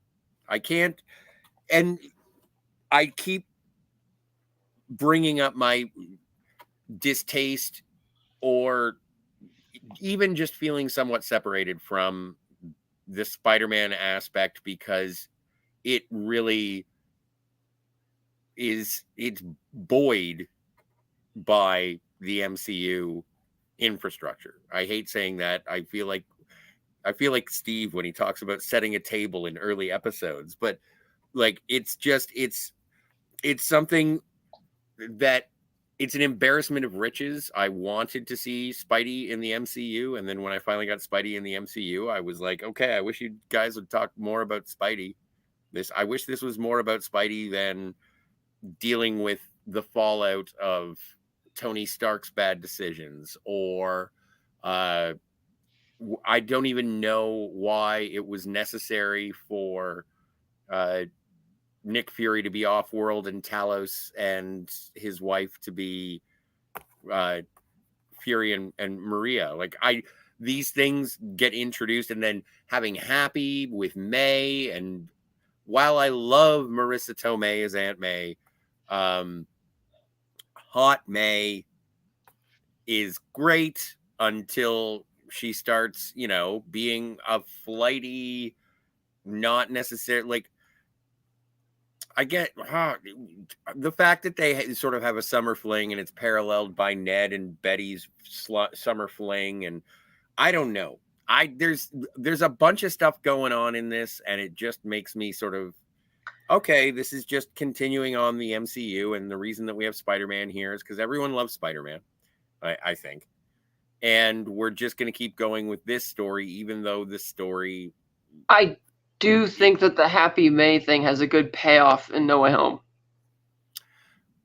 Well, we will discuss it. I cannot wait. Yeah, I would love. Well, do you want it? What? Okay, how so? If you want to tease it, let me know. What is it? What's the payoff? I've seen it. He knows when he drives up to his apartment and sees what's going on in there that May's dead. He knows that already, and the look that he gives and how sad it is. And then at the end of the movie, when he's at the cemetery and he doesn't know who Peter is, and you know why he's there because his relationship with her is still real, and he's really, and because now he's lost both Tony and Peter and May, and then he's even lost Peter and his appreciation for him, which he didn't even know he has anymore because that's gone. And on our headstone it says that she, like, if you help one person you help everybody, or whatever it was, and how that's the only thing that can really bond over at that time. Like Peter can't really reciprocate for the way Hogan came to help him in the Netherlands. And so again, with the whole summer fling, you could tell that they tried to play it for laughs when Happy's upset at the end of the movie that she's breaking up with him. And because this No Way Home literally picks up right at that same moment, like carrying on, he's still able to be with them and help them out a bit. And they don't really he doesn't like push the whole romance thing any further. But once she's gone, you can tell he really feels the guilt over that, and not a great payoff. And then it's a happy, really fun payoff. No, it's like a sad, kind of tragic payoff, which I think really worked. Which again goes back to why I feel that this is a good two-parter, like a part 1, part 2 type thing. Mm-hmm. Well, and it's you mentioned last week with Homecoming that it sort of came out of nowhere that Happy was like, oh, he's a good kid. And I'm glad I feel he would have come to that appreciation more in this movie Right. After seeing how much he'd been thrown through the ringer when he comes to pick him up with the jet in the Netherlands. And because even he can pick up on the fact that, okay, the reason Peter screwed up is because he's trying to get away from Spider-Man and he can't.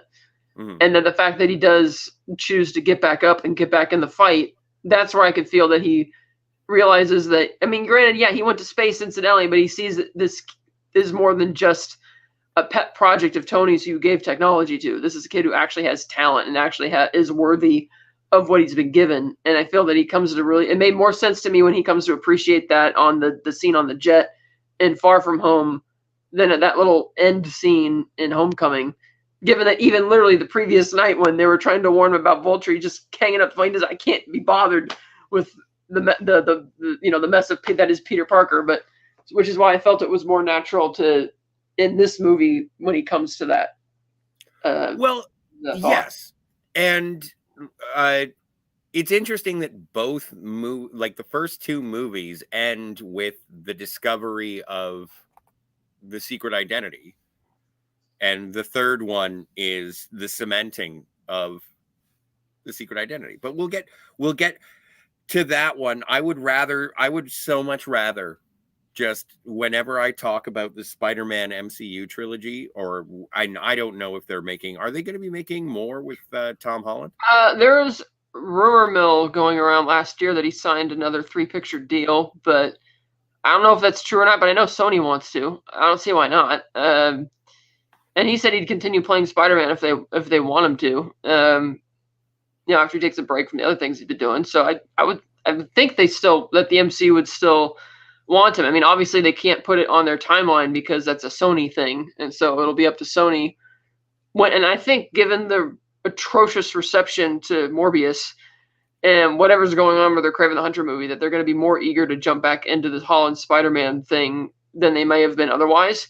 Because clearly that's not working, the whole Morbius Sonyverse. So, because again, I still firmly believe that whole post-credit scene from Morbius with Vulture is done, and frankly, I think Michael Morbius is done. I don't think we're going to see that again. I'll be very surprised if they bring that back. Which reminds me, next week we'll be discussing Morbius. No, we will not. No, we will not. No, we will not. So I think that what was I saying? Yeah, so I think it's a safer bet that we will be getting, and I have been hearing more rumbles about that recently as well, that they have already signed a deal and they've already been working on it tentatively. So, I mean, obviously now with the writer's strike, that's not, everything's on a standstill. Yeah. And with SAG apparently might go on strike. I'm not sure if they will yet, but and then the DGAs are having their contract negotiations coming up. So we'll see how that all goes. But for now, I think we will get another series. That'll be more along the lines of, which seems appropriate anyway, because now that they did this protracted origin story, you could see how he would be now that he's totally matured, accepted that responsibility, and now that he's alone and living there. So that would be, again, that's something we'll discuss later when we get there. But true.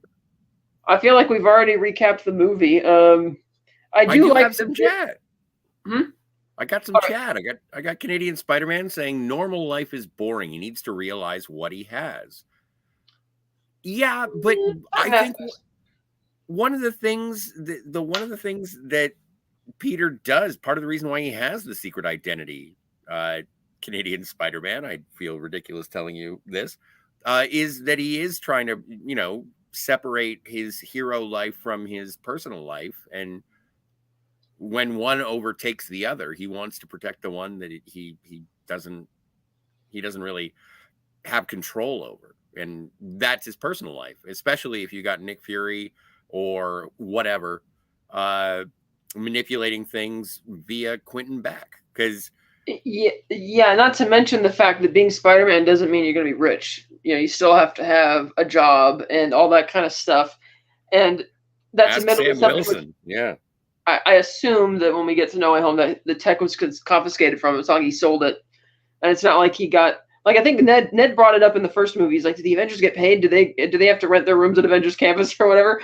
And so, the reason he has Spider-Man, great, but he doesn't seem to be interested in being a paid mercenary. Like he says, he just wants to be friendly neighborhood Spider-Man, and not being able to have a personal life because of the whole I can't let my enemies find out type of thing, which I appreciate the fact that these first two movies didn't explicitly say that. I mean, the third movie I don't think says it either. It's just kind of he comes to that realization without anybody having to actually say it, which is nice. Much like Far From Home didn't need to have anybody say the line, "With great power comes great responsibility." It's like, okay, we get it.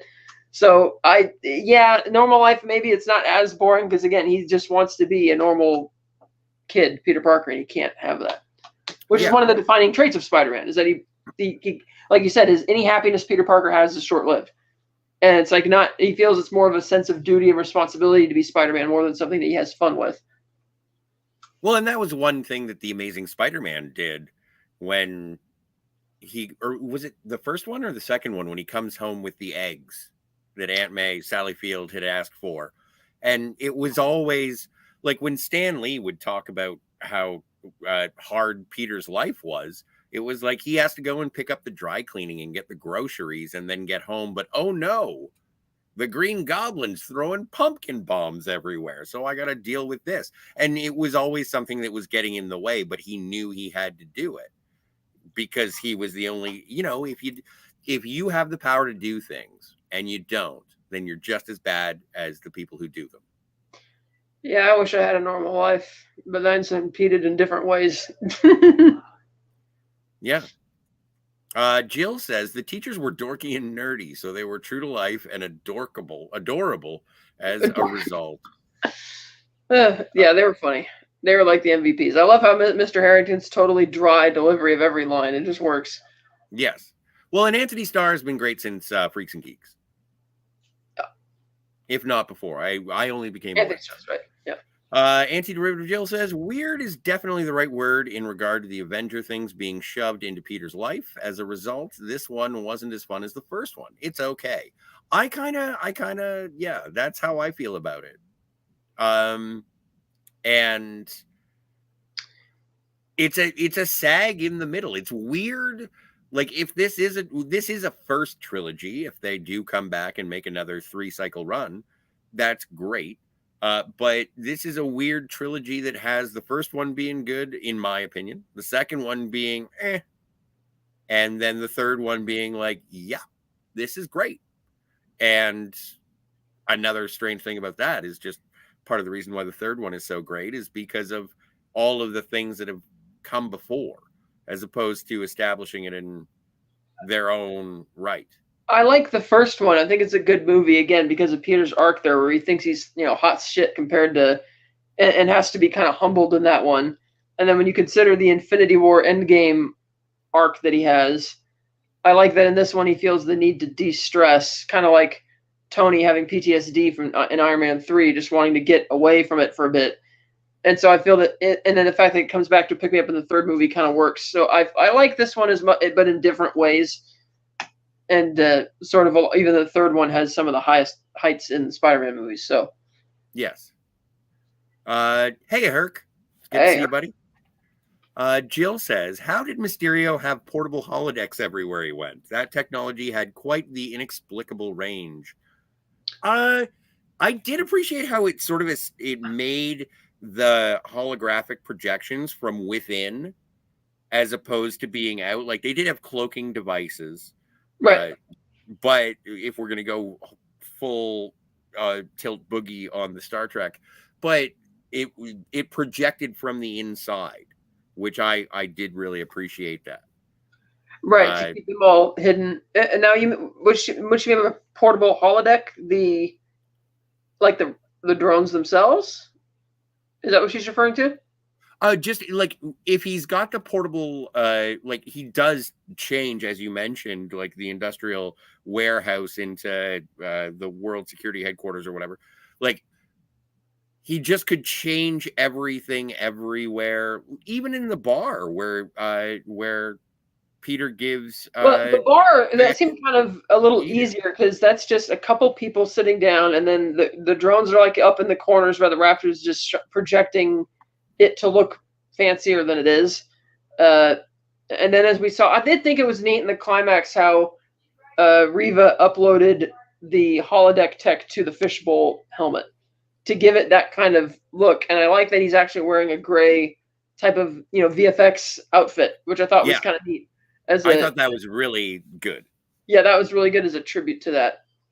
And then I assume that they had in their little evil van where they had the other stuff working on it, their own range extender, whatever. Because again, the logistics are complex because he's not a genius like he thinks he is. Mm-hmm. Well, never apologize for being the smartest guy in the room, even Yeah. if you're not. Yeah. Jill, in reference to how many people died, hundreds? Good question. I don't know. Yeah, I would say. And then Sci-Fi Nation says, like the mics that can go against the throat. Same deal with the glasses that you'd be able to hear. But there are like, yeah, you should totally look up inductive headphones. They're interesting. Daniel's Hot Topics is here. Hello, Daniel. Scotty, guess what? Deadpool 3 began production and Hugh Jackman posted a pic of himself with the Wolverine hair and the mutton chops, but gray. Huh. That's cool. I didn't know that they couldn't have started production with the writer's strike going on. Unless the script is finished and they don't want to make changes. Because remember, Quantum of Solace filmed during the writer's strike. Oh, that is true. That is true. Huh. Well, I'm going to have to see. Daniel, I'm going to have to go check that out. Jill says, sounds fine to me. Thank you. All right. Oh, yes. Sci-Fi Nation says, I thought MacGuffins were hidden in suitcases and never seen. Untrue. Do the people in the chat want to recap? Because I can recap it really quickly, or we can just say no because we've been talking about it enough. Tell us. Somebody type it in the chat. What a MacGuffin is? No, whether they want to recap. Oh, a recap of the movie. Yeah. Ugh. All right. Which will be fast because there's actually not that very many scenes in this movie, but no.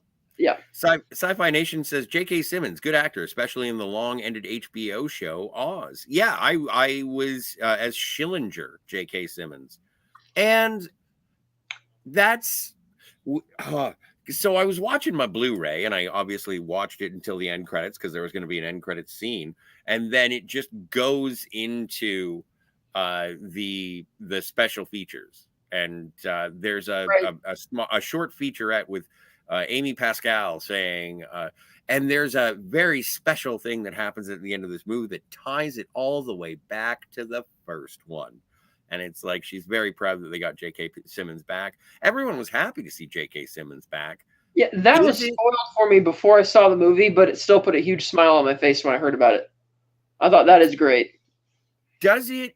Okay, I am not criticizing J.K. Simmons as J. Jonah Jameson. I think that he is a great J. Jonah Jameson. Do you think that this movie cemented it so that he is the only J. Jonah Jameson? Like the only actor who they could get for it? That would do the character respect, yeah. Or justice, if you will. Well, I mean, it's so on point for the comics that, I mean, they might feel right now that, oh, we can never do it again. But I would say, no, he's not. The reason why I say that is because people said the same thing when they saw Gary Oldman as Gordon in Batman Begins. So like, oh my God, this is Gordon from year one. It's perfect.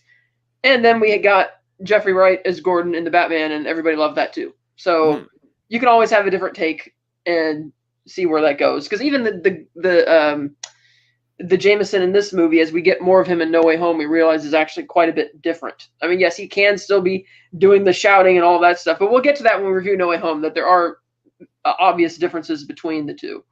True. Yeah. And even somewhat differences a bit in the way he acts and when he's not on camera versus when he is. And so that'll be something that we'll discuss. Well, and I guess Peter Parker is the first sort of multiverse character that we've seen now that they get established. And J.K. Simmons as J. Jonah is like, yeah, we get most of our introduction to the multiverse through Spider-Man. That's another thing that I wanted to mention. I wrote this in the chat today that, you know, when Mysterio's bullshitting them saying that, oh, I'm from Earth, you're from Earth 616, I'm from Earth 838 or 818 or whatever. And I'm like, isn't it weird that when they eventually got to do Multiverse of Madness, they decided to validate the idea that Earth of the Marvel Universe is 616. It's like that's just a crazy coincidence. Like, you know. I was under the impression that Earth 616 is Marvel Comics, and then the MCU is Earth 19999999. So it's true that in the trailer for Across the Spider-Verse, the Oscar Isaac character, Spider-Man 2099, says he makes reference to the Tom Holland Doctor Strange Spider-Man, saying that they are from Earth 199999. But in Multiverse of Madness, when Stephen Strange is in Universe 838 with the Illuminati, Christine Palmer from that universe tells him that he's from Universe 616. And I had to double check that when I wrote this in the chat to remember if that was true, and it is true. So they said that yes, that they separated it. That Sony still refers to it as Earth 1999 in the animated movies for some reason, but the Marvel brain trust at Marvel, because again, even though this is a Sony production, it's still they worked creatively with Marvel Studios, and Marvel decided to validate the 616 number for the MCU as the primary MCU universe. So I just thought that was really weird that Mysterio's bullshit story happens to have the exact, unless something that he did in this was caught by the attention of some other multiverse traveler who decided that was their inspiration for labeling that Earth 616. I don't know. Technically, it wouldn't even be Earth 616. It would be this entire universe 616. But right.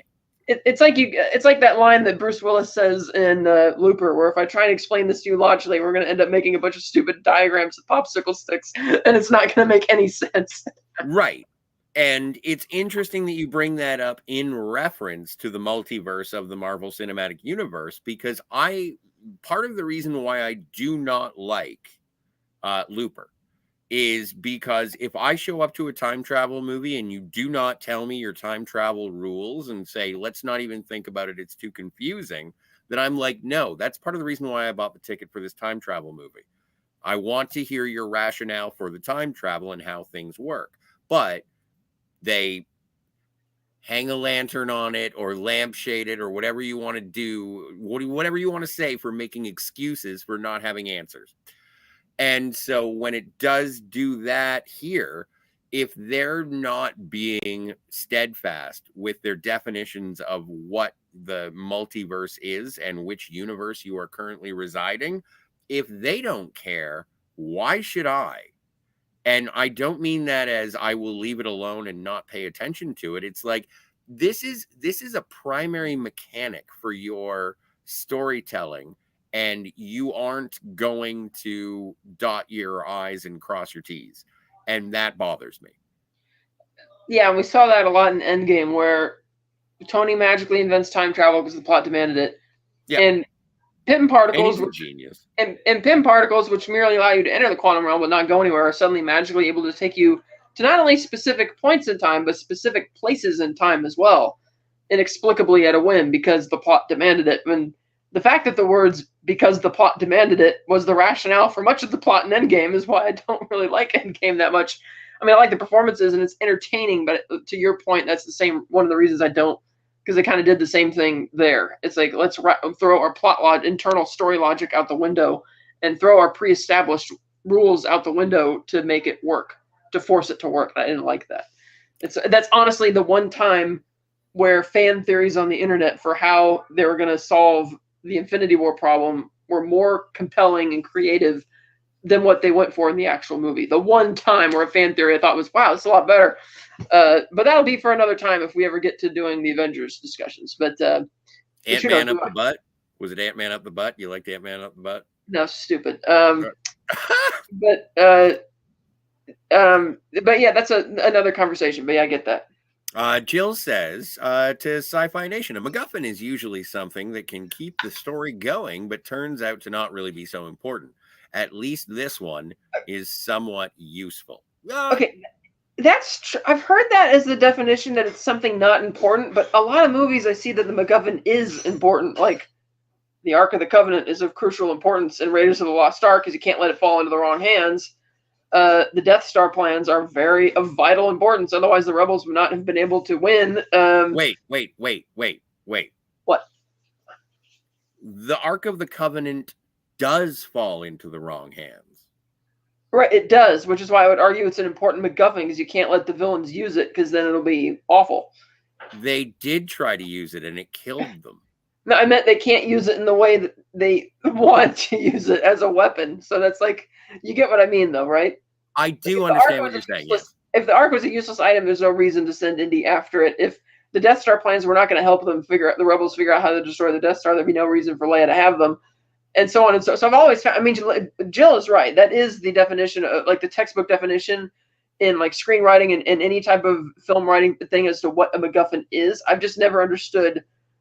Well, I can't think of any off the top of my head which turned out to not be that important. Like, for instance, the Power Stone in Guardians 1 is a MacGuffin, and it ends up being sort of, I mean, I guess you can sort of say that's as important, because they kind of, but they use it to beat the villain and destroy everything, so maybe it is. It's kind of weird, but well, like, when I think of weird definition. When I think of the MacGuffin, I think of the Maltese Falcon. Right. And I think of the suitcase from Pulp Fiction. Yeah. Which is there to progress the plot, but it doesn't necessarily, like, what's in the briefcase in Pulp Fiction does not matter. And ultimately, spoilers for the Maltese Falcon. Maltese Falcon isn't even the fucking Maltese Falcon. So it's something that everybody wants, and that's the most important thing about it. But with Edith, not necessarily really is it a MacGuffin? Because, like, it does actually have consequence with who has. Yeah, that's why I was saying that it's kind of like, I mean, one could argue that the Death Star plans would be a MacGuffin from the perspective of the Empire, because they just need to make sure nobody else has it, but they're not going to do anything with it. Whereas the rebels crucially need it. Yeah. And that could be a conversation that could go on forever. But I've just noted that it is true that there are MacGuffins like that, the suitcase in Pulp Fiction and the Maltese Falcon. But there are plenty of movies where they use MacGuffins and they turn out to be important aspects of the story, even though that's not the reason you're watching the movie. It's like you're watching the movie for the characters and that type of stuff. Even though, admittedly, in those stories, it's even a valuable MacGuffin is still used as a plot device. PD York, hail all, ahoy, PD. It's good to see you, sir. Hey. Oh yeah, PD York says, let's discuss the greatest superhero film ever made, Iron Man 2. You know, speaking of secret identities being spoiled, all the plot lines in that movie are directly related to the fallout of shirking the whole secret identity thing.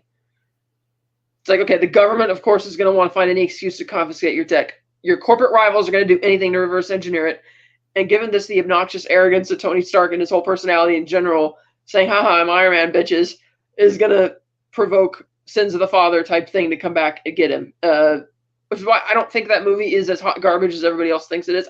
Not great top tier at all. But I did like it more than most people. I also liked it more than most people. Sci-Fi says, Spider-Man made his own suits in the comics, didn't he? Yeah, I think so. Yeah, like at the end of No Way Home when he's stitching the classic suit together. Spoilers. Daniel's Hot Topic says Tom Holland Spider-Man is awful. Well, we've watched 3 Spider-Man so far, and I don't know. I like him as that version of Peter Parker compared to what Tobey, because I like that it's not the same. It's like he's not trying to imitate what Tobey Maguire did or what Andrew Garfield did. He's doing his own thing. Mm-hmm. You know, kind of energetic, bouncing off the walls, but a lot of anxiety. It's a different version of the character, and I like that it's not just the same thing again. And the way that I feel about Spider-Man is that in my interpretation, he's been a loner. And the reason that I sort of sour or turn away from Tom Holland is being like, every time I want to say, oh no, I like him. I like him as Spider-Man. I like him as Peter Parker, which is true. I just wish that he was not in an MCU movie. I don't want him interacting with Tony or Fury or Doctor Strange. Like, I wanted those things, but I just wish that I could have a straight up Spider-Man story. And that's I do think we're going to get that. I still think we're going to get a Spider-Man 4 and maybe 5 or 6. I still think that's going to happen. And it'll be disassociated from the MCU. Right, because it's going to be his own thing, and they might try and have an MCU reference. I don't know, or it might still be tied with. I'm not sure what the legality is in terms of the contract that they have. Like, does the fact that Marvel Studios is co-sharing and co-producing or whatever mean that they have any input over what they do with that, or does Sony have the rights to just say this version? Like, does Sony, if they want to do their own solo Spider-Man movies, mean they have to reboot the character, or just and say it's their own thing now, or are they able to continue that? I don't know. Well, so we'll see what happens. Again, I think it's still a partnership level, even with the actor. Like, I don't think that they will bring up the MCU in terms of the Avengers or things like that, but that would be strange to sort of just leave that as something that we don't talk about anymore. But well, it would make sense that he doesn't want to be a part of it anymore either, because of all the stress that it's caused him, all the stress and the loss. Because it was, Talos, i.e. Nick Fury, and even though Talos was basically a proxy for Nick Fury, it was Nick Fury and his Avengers bullshit, which was causing all the problems in Far From Home that we didn't know him by trying to drag Peter into something he doesn't want to be, which is an Avenger. Like, at first he thought being an Avenger would be cool, and then he quickly realized that, no, this is too stressful. This is not for me. He still, at the end of the day, wants to be friendly neighborhood Spider-Man. So yeah. I think it could be lingering in the background, so to speak. Like, oh, he swings down Bleecker Street, and there's Doctor Strange's, whatever they call it. Yeah, and he just decides Sanctum Sanctorum. Sanctum Sanctorum, thank you. And just decides, you know what, I'm just not going to interact with this anymore. Yeah. I used to know a guy who lived there. And then PD York says, I am never the smartest guy in the room. You're doing pretty good right now. Yeah. Herc 130 says Lloyd's of London has a branch just for superhero damages. So I wouldn't worry. Just fill out the Vogon paperwork and wait. Sci-Fi Nation says Simmons looked literally like the comic book character, and acted as if I was reading a Spidey comic with him in it. Absolutely. Yeah. And that's why it's like, do you accept J.K. Simmons as being J. Jonah Jameson in the MCU? Yes. Why? Because he is a really fucking great J. Jonah Jameson. I can't argue with that. And it's just like, can you have them? And yeah, I can. My suspension of disbelief is totally taken away by the precision and accuracy of that performance. Daniel's Hot Topic says MCU Earth is 199999. According to Across the Spider-Verse, yes, that's what it would be. I always thought the 616 was the paper books. So it may have been in the comics when they did it for Multiverse there, but I know in Multiverse of Madness they explicitly refer to the MCU universe that our Doctor Strange is from as 616. So Sci-Fi Nation says all they need to do now is buy the Sliders intellectual property and then tie it all together.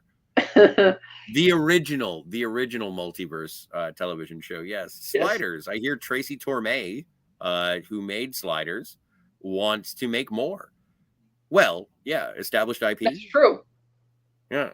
And also Tracy Torme. And bring back John Rhys Davies in that show. It'd be great. See him again. Don't see him that much anymore. What was his name in it? I don't remember. I remember that there was Arturo.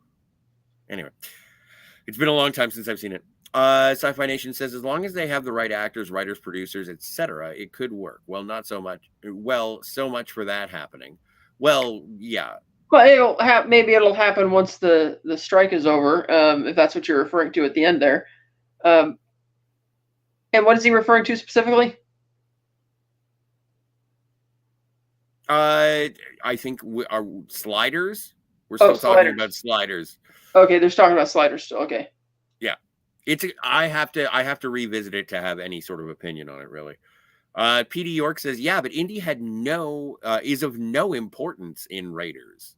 He saved Marion from Major Toad, who definitely would have killed her for the medallion. So there's that. There is that. So yeah.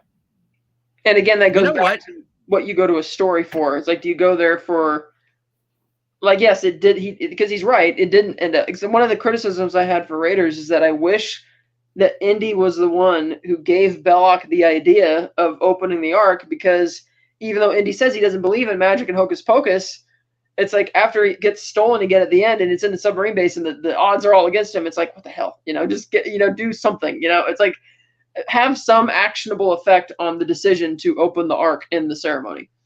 Yeah, but then, because actually, I'll get to that later because we're going to be reviewing that soon too. Spoilers. The Indiana Jones ones, yeah. Sci-Fi Nation says the flux capacitor is a MacGuffin. Then no, it would be no. It never gets detached. The DeLorean in a way is a MacGuffin because it's important because they need to get it and make it,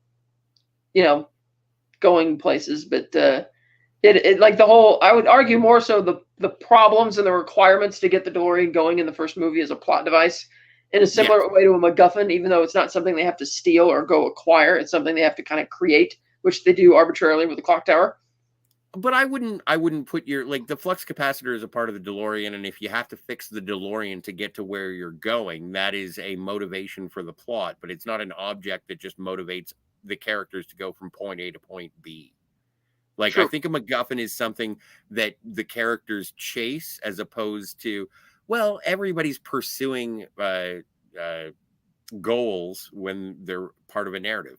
I think one of the things you could say is the perfect example of a useless MacGuffin is the Sankara stones from Temple of Doom, because one can argue that because the villagers genuinely believed that Indiana and Short Round and Willie Scott were the answer to their prayers and were going to save everybody, that maybe that's why the village comes back to life, because they're no longer wallowing in depression over the loss of the kids. They believe they're going to succeed, and the montage of them going to the palace makes it seem like a hell of a lot of time is passing. So maybe when he comes back, it's not that the magic of the stones allowed the village to come back to life. It's that now that everybody's back to focusing, they're back to work, they're getting water from the well, watering crops, and that's why it comes back as opposed to the stones even, doing anything for anybody. Magic, yeah. Yeah. I would say the Holy Grail from Monty Python and the Holy Grail. Oh yeah, definitely. That's a MacGuffin. So this is from Daniel's Hot Topics.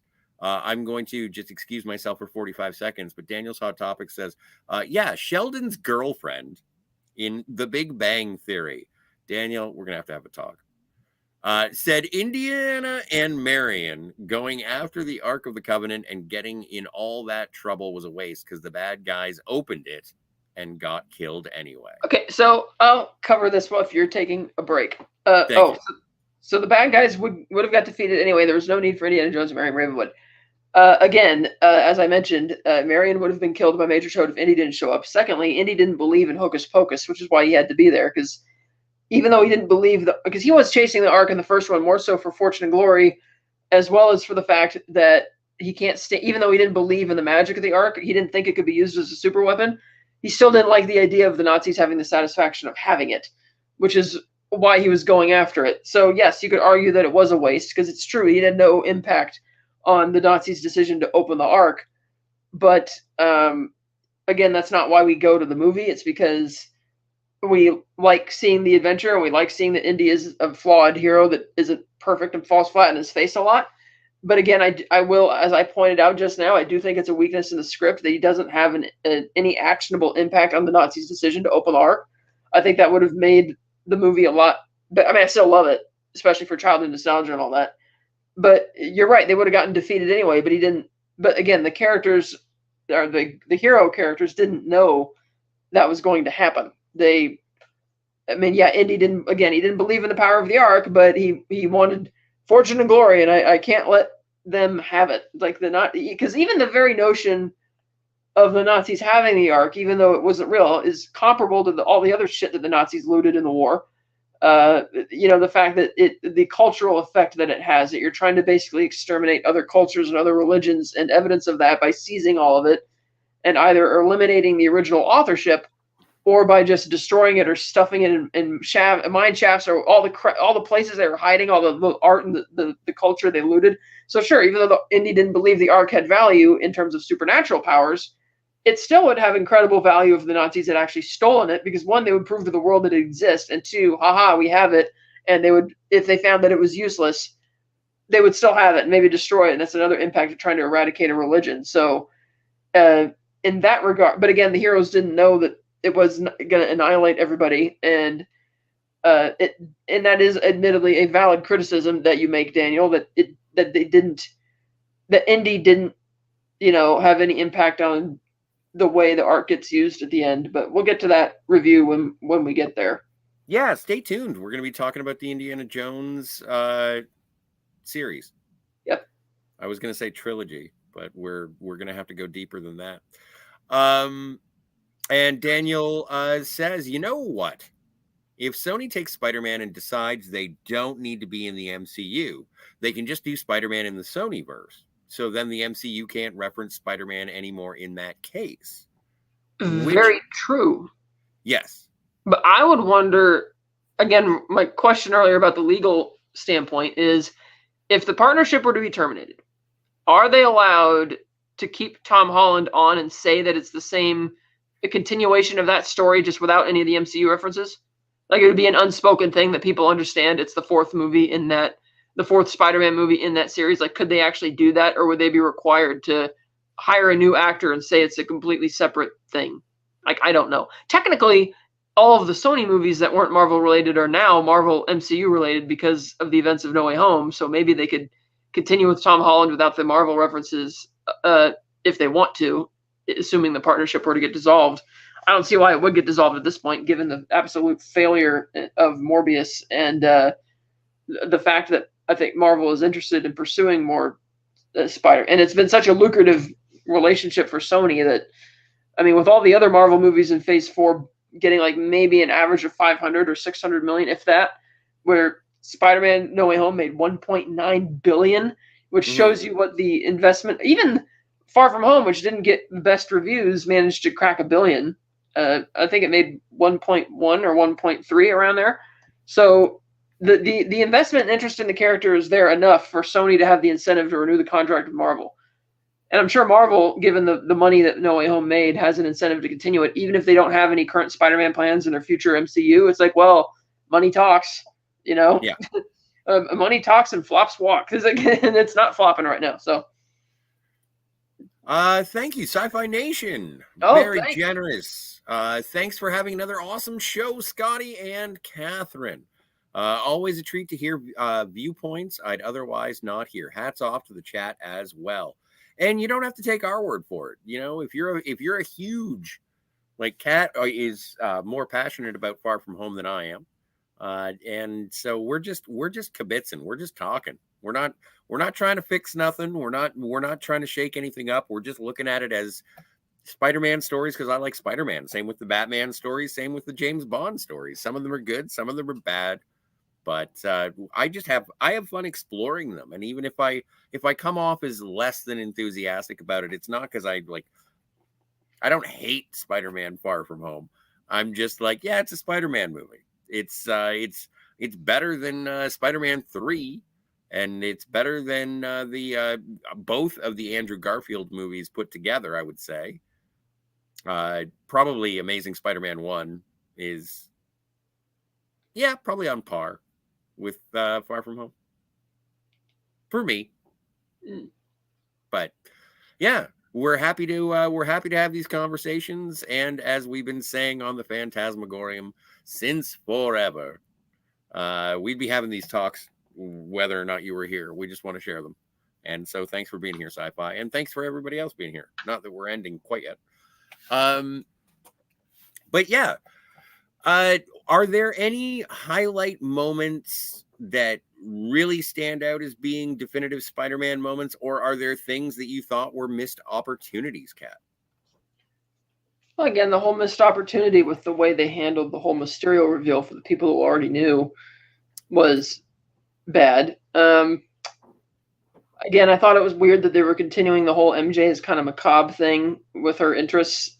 I don't get what the impetus was for that character. It doesn't feel there. Like, you could tell they totally abandoned that in the third one. So, the missed opportunity. I mean, I felt like he was still, in a way, it's very similar to Spider-Man 2, where it's like Peter, for a while there, would not put on the suit and do something unless he absolutely had to do it, like the bank heist.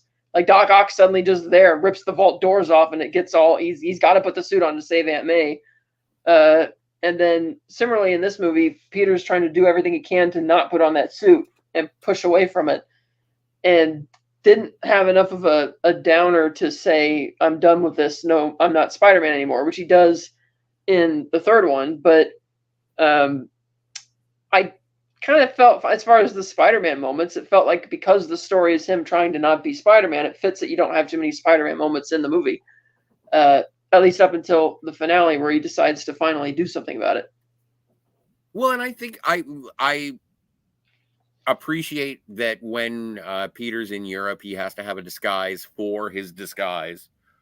Because if Spider-Man was in Europe, then obviously the jig is up as far as the Peter Parker dual lives are. So I liked Spider Monkey or Night Monkey. But I really I think that the only reason I would revisit this movie is probably scene specific, and it would be the fights in the holographic projections of Mysterio's constructions. I thought that those were great. I thought that even Mysterio saying that if you were better, Peter, Tony might still be alive, and then having sort of the first representation until What If on Disney Plus, where you get the Marvel zombies, and you do get a Tony Stark zombie, or at least an Iron Man zombie. The incorporation of Quentin Beck as being an unreliable narrator in his recollection of what happens. They in the original Civil War, like Captain America Civil War, when he introduces Barf, the audience does not laugh. The audience does not sort of hold the derision for the technology that Quentin Beck remembers. And so with sort of speaking to his instability. So I think Jake Gyllenhaal as Mysterio impressed me. I just wish they had cut to the chase a little sooner or established that a little more differently. It reeks a bit of, and when you say reeks, it's not a bit, it smells to high heaven of a syndrome from The Incredibles. In terms of if everybody's super, then nobody is. And so I'm going to be my own superhero. I'll create my own villains and defeat them.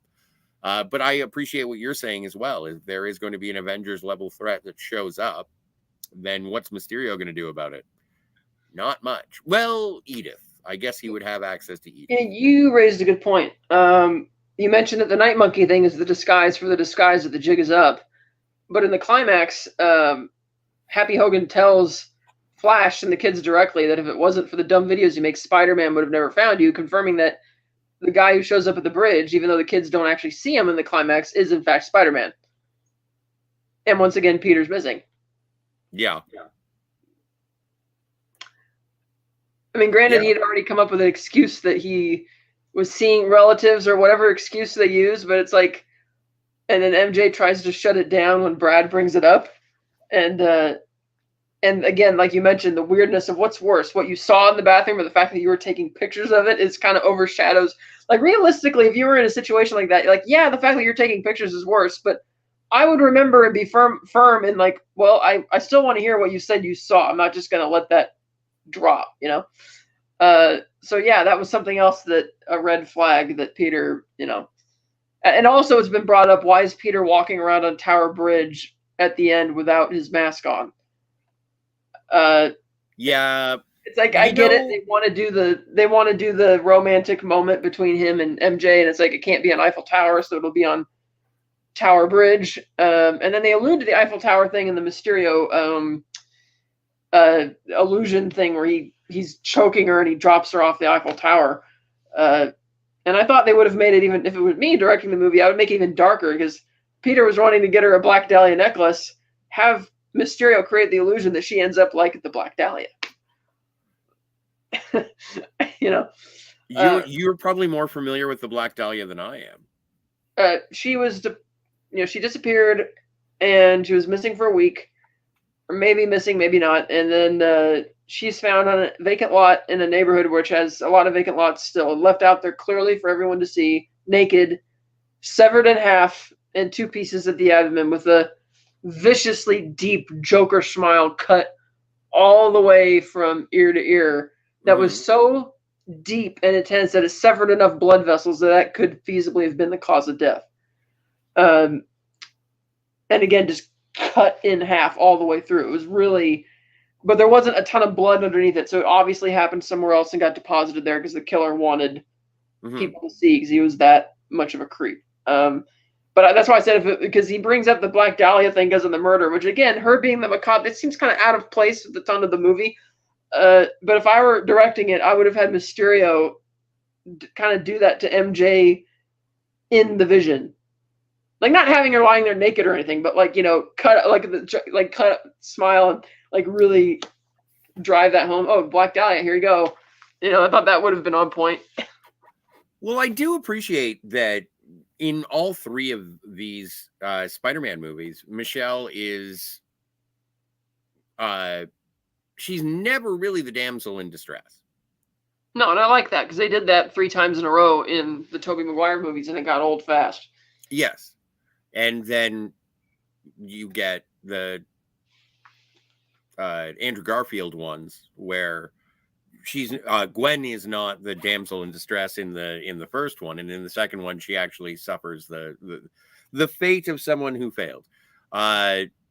Or no, not the fate of someone who failed. She is the damsel in distress who dies.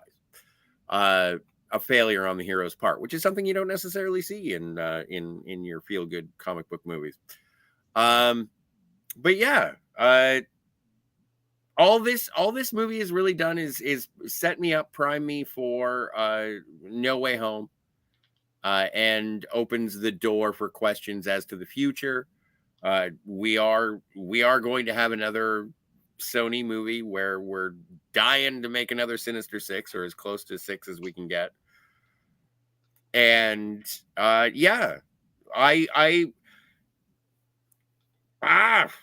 this movie is I'm glad that I will definitely be revisiting Homecoming more often and No Way Home more often. This is an interesting one for the visuals, and aside from that, it feels like a coda to Marvel Phase 3. Yeah, I like it more. I think it's the best representation of the idea of with great power comes great responsibility across all 5 Spider-Man movies without actually having to say it, because of the stakes and the fact that it has really dire consequences that are immediate that he has to solve before it goes from bad to significantly worse. Because it's funny because in No Way Home, it's not Peter's overt irresponsibility that gets Aunt May killed, because one could say it might be irresponsible that yes, Doctor Strange at the end of the day is right that the danger to the multiverse at large far outweighs the danger to the 4 people here you're trying to help. But him helping that, I guess I'll get into that when we get to No Way Home. You kind of get the idea. It's like he's being responsible by trying to help these people, but at one could argue, as Doctor Strange does, that it's irresponsible to jeopardize the multiverse to try and help them, and the punishment is that you lose Aunt May. But that was a one-person death, whereas what was faced in Far From Home, the consequences were a lot bigger because you just gave a total nutcase psychopath the ability to destroy all of London, which he would have done if he didn't get there in time to stop it. And as we mentioned, there were probably people who died. Certainly seemed like it. I mean, in these Marvel movies, they never really draw your attention to civilian casualties, and I'm sure there are. I mean, certainly in the Battle of New York and Avengers 1, a bunch of people died. Like, they're not going to say it, and they're not going to show it, but of course. They address it in Civil War. Right. That feels to be the only movie where they kind of overtly talk about this, but otherwise, it's not often where you actually see the civilians die. Like, if they fail to save them, it's kind of like implied or whatever, but we don't actually really see it. Excluding, of course, the snap from Infinity War, because that's like not really dead and they all come back. So, well, yes, but which is why I can appreciate that they showed restraint in this movie by not having somebody say, "With great power comes great responsibility." Kind of like they show restraint in the next movie by not having Peter say, "Oh, I can't be with you because if something ever happened, if my enemies ever found out," he's like, "We don't need to do that for the again, 3 times in a row." So yes, even though, and because I thought the way that they handle that at the end of No Way Home, when he goes into the cafe and sees that she's got the Band-Aid, it's not because it's a little cut. He's thinking, "Oh yeah, if I bring them back into this, I could lose them like I lost Aunt May." But they do it in a way where he doesn't have to actually say it in the way that Toby and Andrew did, that's smart writing. Which I thought here, Far From Home, despite all the plot mechanic issues, not having to have him say, "With great power comes great responsibility," good writing. Like, that's good. Trust your audience is smart enough to figure out what the theme of the movie is without having to shove it down their throat. And yeah, and he does give up that responsibility, and he ultimately gives up that responsibility to a villain, and then he has to, with his power, regain his responsibilities. Yeah, I can see how that yeah, I can see how that is a storytelling, like a theme or a feeling and that of you course got from it. and of course the ultimate consequence of him But it not being didn't do it for responsible me. And the ultimate consequence of him not being responsible by giving away the glasses isn't just the jeopardy and the potential death caused at London, but it's giving Beck the ability to frame Spider-Man, which causes everything that happens in No Way Home and, the death of Aunt May and that whole snowball effect. So in that way, that kind of works as well. But even though which again goes back to my argument that I consider Far From Home and No Way Home like a two-parter. Yes. And I want to address that very specifically when we talk about No Way Home. Because if I talk about it now, it's going to be spoilers for the next installment of Webs, Gliders, and Spiders. Do you have a Webs? How many Webs? You go first. I'm so tepid on this, but like I 6. I'm gonna give it. I'm teetering between a 7.5 and an 8. Okay. Because I did enjoy it a lot. Yeah. Maybe more 7.5. Yeah, seven or 7.5 actually. Seven or 7 in that range there. 7 to 7.5. It's kind of, again, you're right. The whole counting time until everybody else in the movie catches up with the fact that we know that Mysterio is, bullshit. The fact that they bungled that whole thing and could have done so much more with it. The fact that the fight with Molten Man really drags on repeat watches, given that, okay, you just did this with Hydra Man, now we're doing the same thing here again, even though we know it's all bullshit now. So yeah, but I still do really enjoy the movie on rewatch, and I've seen it a lot. So all right, well, 7.5, 8, somewhere around there. I don't know. I'm happy to have it as part of my Spider-Man cinematic collection. I have the Captain America trilogy, I have the Iron Man trilogy, I have the Spider-Man trilogy. I'm happy to have them as part of my MCU shelf. But yeah, I think that Far From Home is probably not one that I'm going to be revisiting very often, but I will check it out. That is the Steelbook? Yes. Nice. That is good. A lot of too much stuff going on, but very colorful. Yeah. Sci-Fi Nation asks, Scotty, are you free after the show? Just curious. I can be. I'll be available on the tweets and emails. So if you'd like to tweet me, I can stick around after the show if you're doing something sci-fi. And then didn't Kirk say something to that effect, or maybe it was Spock in Space Seed saying power corrupts and absolute power corrupts absolutely. Yes, I don't. But like Sci-Fi Nation, I don't know if it was in the movie or Space Seed. It sounds like something that they would have said. Yes. But that's also that's a theme of many of the heroes in the MCU, like the best ones, like Spidey and Cap are the most virtuous of the heroes in the MCU. And as Dr. Erskine says in Captain America: The First Avengers, a man who has never known power will value it, but a man who had power will abuse it. And so whatever you do with your power, just don't forget that you are a good man. And that's what the squeaky clean example of goodness that the Marvel Universe, whether it be in comic books or in the cinematic universe, is something that I've really enjoyed. And part of the reason that I sort of get frustrated when there are other movies or characters and it's like, meh, you just seem like a dick who's using your powers. And that's why I like Tony, because he gave up his like money making powers in the first one. And he's like, I saw my weapons be used to kill the soldiers that I was trying to protect. And that is a sacrifice on his part through the business to try and become a better man. I like how they inverted that with Doctor Strange, whereas it's him losing the ability to help people who really need it that causes him to be humbled and become a better man, and then able to protect the universe in a bit more of a stoic, non-actionable type of way. Mm-hmm.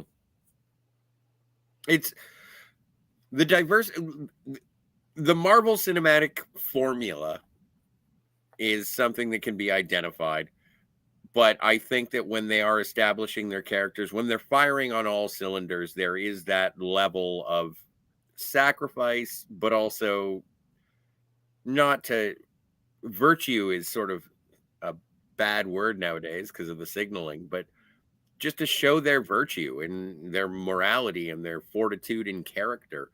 They want to do the right thing. And that is not because they have to prove it to anybody else, but because the right thing has to be done. Spidey says it, Peter says it himself in Civil War.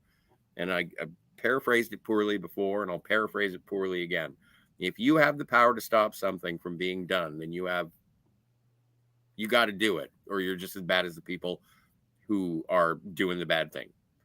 And so I do like that. And I think I just wish, and this is something that we were talking about going into this trilogy of movies, is that I wanted Uncle Ben. I think Uncle Ben is a cornerstone. He is a necessity for a Spider-Man story. I don't like the replacing of Uncle Ben with Iron Man, Tony Stark. But as this trilogy plays out, I appreciate it more in terms of the character development of Peter Parker, because we didn't have to see Uncle Ben get killed again.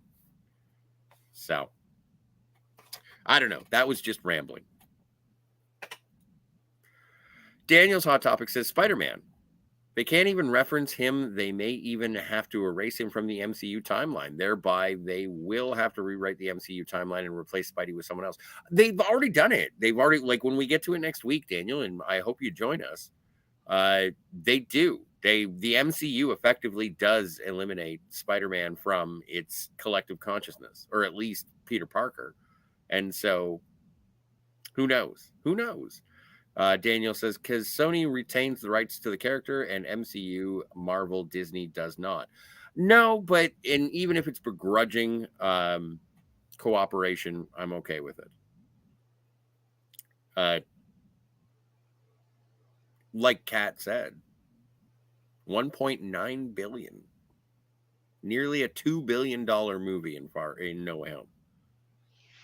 That's insane. Sci-Fi Nation says Hulk Hogan of the 80s would be considered woke nowadays. What?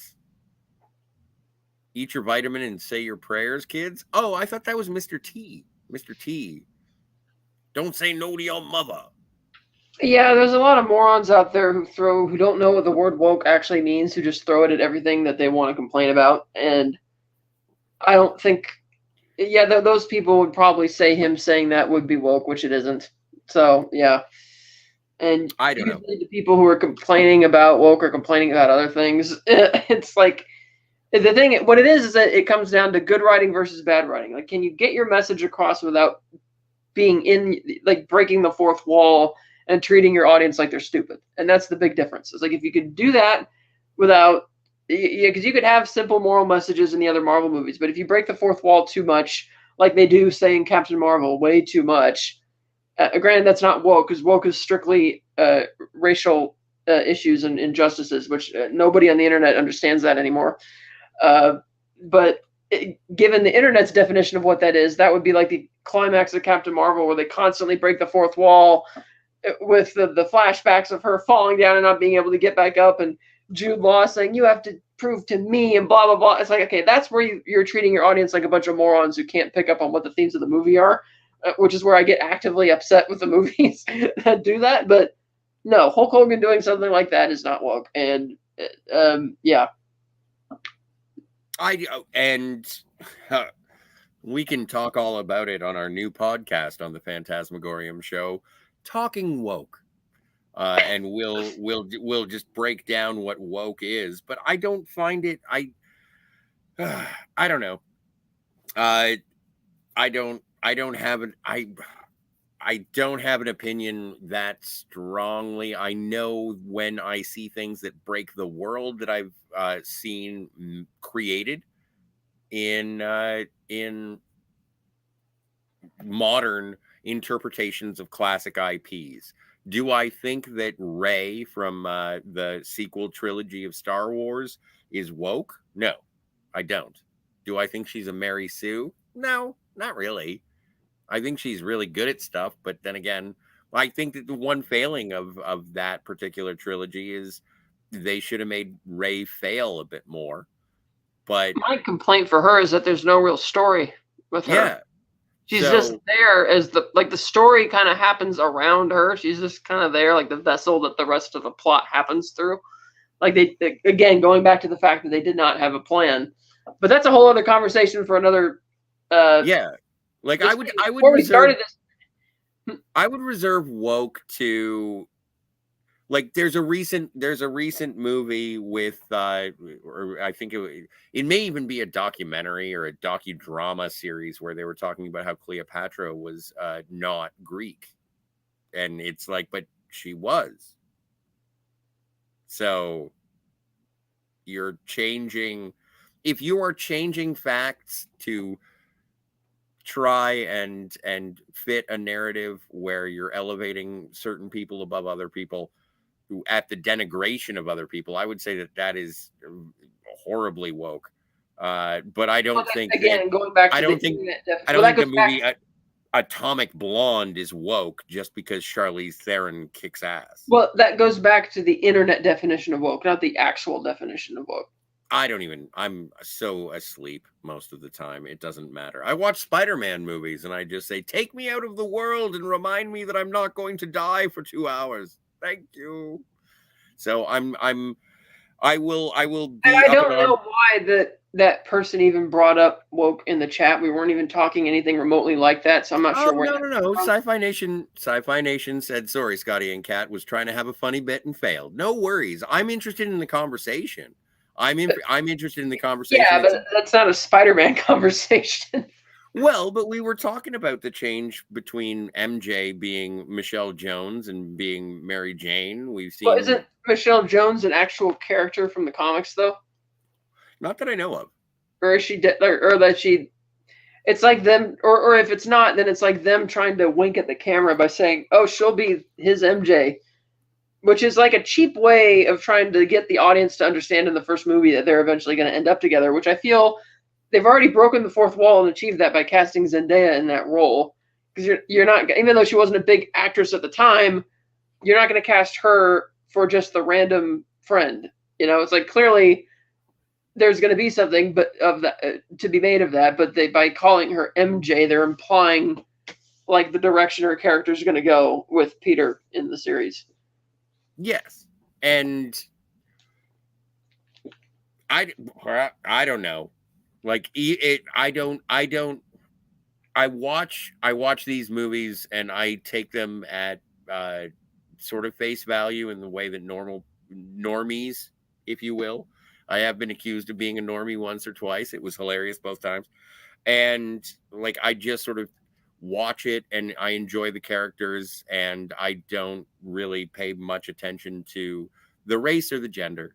It doesn't really bother me that much because I'm fine with it, because we started this journey with a guy who got bitten by a radioactive spider, and now I have to believe that he has super strength and he has sort of precognition. That's And now I have to worry about whether or not this MJ has red hair or not. I like my MJ to have red hair, but Zendaya is also very cute, so I'm okay with her being Spider-Man's girlfriend. Either way, much like Spidey, my happiness is fleeting. It shows up for a little while, and then all of a sudden, someone reveals, "Oh my God, have you heard of that ScottyR37? He drinks too much. Jesus, he's always stoned." So it's a conversation. If do you want like the societal conflict to enter into your escapism? Depends on what the escapism is, because you can make some really good movies about contemporary issues, and again, they could be really great. It doesn't have to be explicitly based on a true story to be something referring to something good. And case in point, the X-Men were all about X-Men. They told all sorts of neat stories. One of the stories the X-Men told was the parallel with civil rights, and that's what the X-Men movies ran with. And it got a little tiring eventually because I wanted them to explore other aspects of the X-Men comics than just that over and over again. Mm-hmm. But that whole civil rights run and theme was done so well in X-Men between Patrick Stewart and Ian McKellen, mm-hmm. that it's like, that is a great real world parallel. Like, that's how you do it. If you want to talk about contemporary issues and stuff like that, then that's your textbook. To me, that's anyway a very good execution of those types of real world. And granted, they do allude to real world parallels because it starts with the Holocaust and everything, but we don't need to go down that rabbit hole right now. Like, we're at 2 hours 26 minutes here. And we thought this video was going to be pretty short because neither of us felt we had much to say about this one. It's true. Every time we say that, we end up, for whatever review it ends up being super long. So, are there any other comments? Before we started this, I was like, Kat, I don't know how long this is going to go. I have nothing to say about fucking Spider-Man Far From Home. All right. Daniel says, there's been talk online for a while that there will be a Spider-Man 4 with Tobey and Sam. Do you think it may happen? No. I think that a lot of times you have talks like this, kind of like, when Halle Berry showed up in Die Another Day, there's going to be a Jinx spinoff. Well, then there wasn't. She did Catwoman. And it's like, well, just because she did Catwoman doesn't mean you can't do Jinx if they still wanted to. Well, the reason they didn't is because there isn't. It's people getting ahead of themselves and saying, oh, we're going to do this, we're going to do that. I mean, so many times we hear IPs are going to have these spinoff stuff that's spinned off into oblivion, and it never happens. And it's like the people who said, are we going to get the third Andrew Garfield Spider-Man movie now that people like him again? I'm like, no, because the big moment with him and MJ in No Way Home kind of is the capstone. Like, they fleshed out his parents' backstory in the first two movies, which the fact that the first movie made that even a point of contention means, okay, they're going to tell us that story. Well, they told us that story in the first two. And yeah, there's still the gentleman Gustav Frears out there and the whatever Oscorp is up to. But is that something you desperately need to return to? No. We could assume there was another Spider-Man adventure where he solved it and finished it, but do we need to see it? Not really. Like, he sums up what's been going on in his personal life in No Way Home. So it's like, okay, do we really need that? No, but everybody was saying, let's do it. It's going to happen. And even though I personally didn't have much of a problem with Multiverse of Madness because I had no expectations of what the movie was going to be going into it, unlike a lot of other people, and I liked the Sam Raimi aspects of that movie. Apparently, a lot of people didn't like that movie, so is Sony going to rush to get Sam Raimi back to just do... And again, Tobey Maguire, yeah, he still had it as Spider-Man a bit, but do we need to tell another Tobey Maguire Spider-Man story at this point? Like, what would the story be? Like he says... with him, like, he catches us up as to what he's been up to since the events of Spider-Man 3 as well. Like, where his personal life is at. It's almost like there's no real point at this point. And it's like, why do that when you still have Tom Holland available and willing to now tell a new trilogy of him? Like, now that the protracted origin story is over, now that he doesn't want anything to do with the Avengers and all that kind of crap, now we could tell a Spider-Man story with him and see what that would actually look like. Like, let's do that. Well, and also, like, with Sony being in possession of the Spider-Man IP, we're, as you said, we're getting sort of fill in the blanks with No Way Home, we're also getting blanks filled in with Into the Spider-Verse, and we'll see how Across the Spider-Verse goes.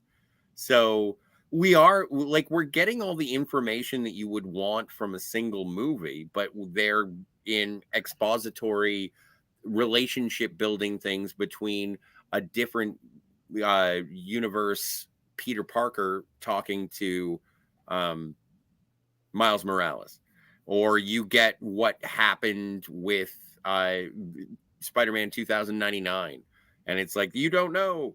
And so all of these things are being filled in, and it is one of the conceits that when it works really well in terms of the multiverse with Marvel.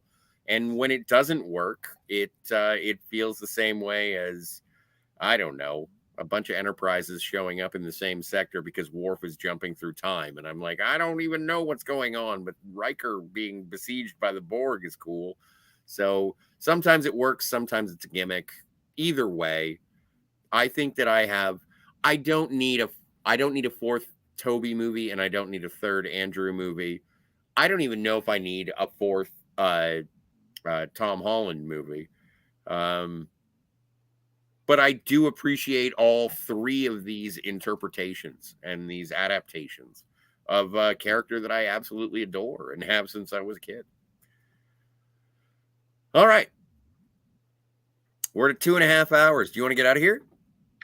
Any more comments? No, that's it. All right, let's take the opportunity while we can. Yeah, let's get out of here. You know what? I got awoke. Whatever. Do you want to say go get him, Tiger? Go get him, Tiger. Okay.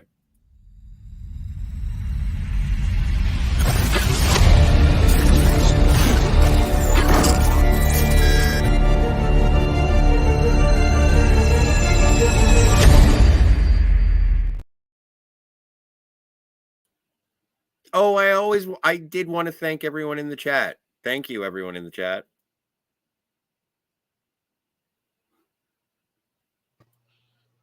What? Don't shake your head. We're still live. What?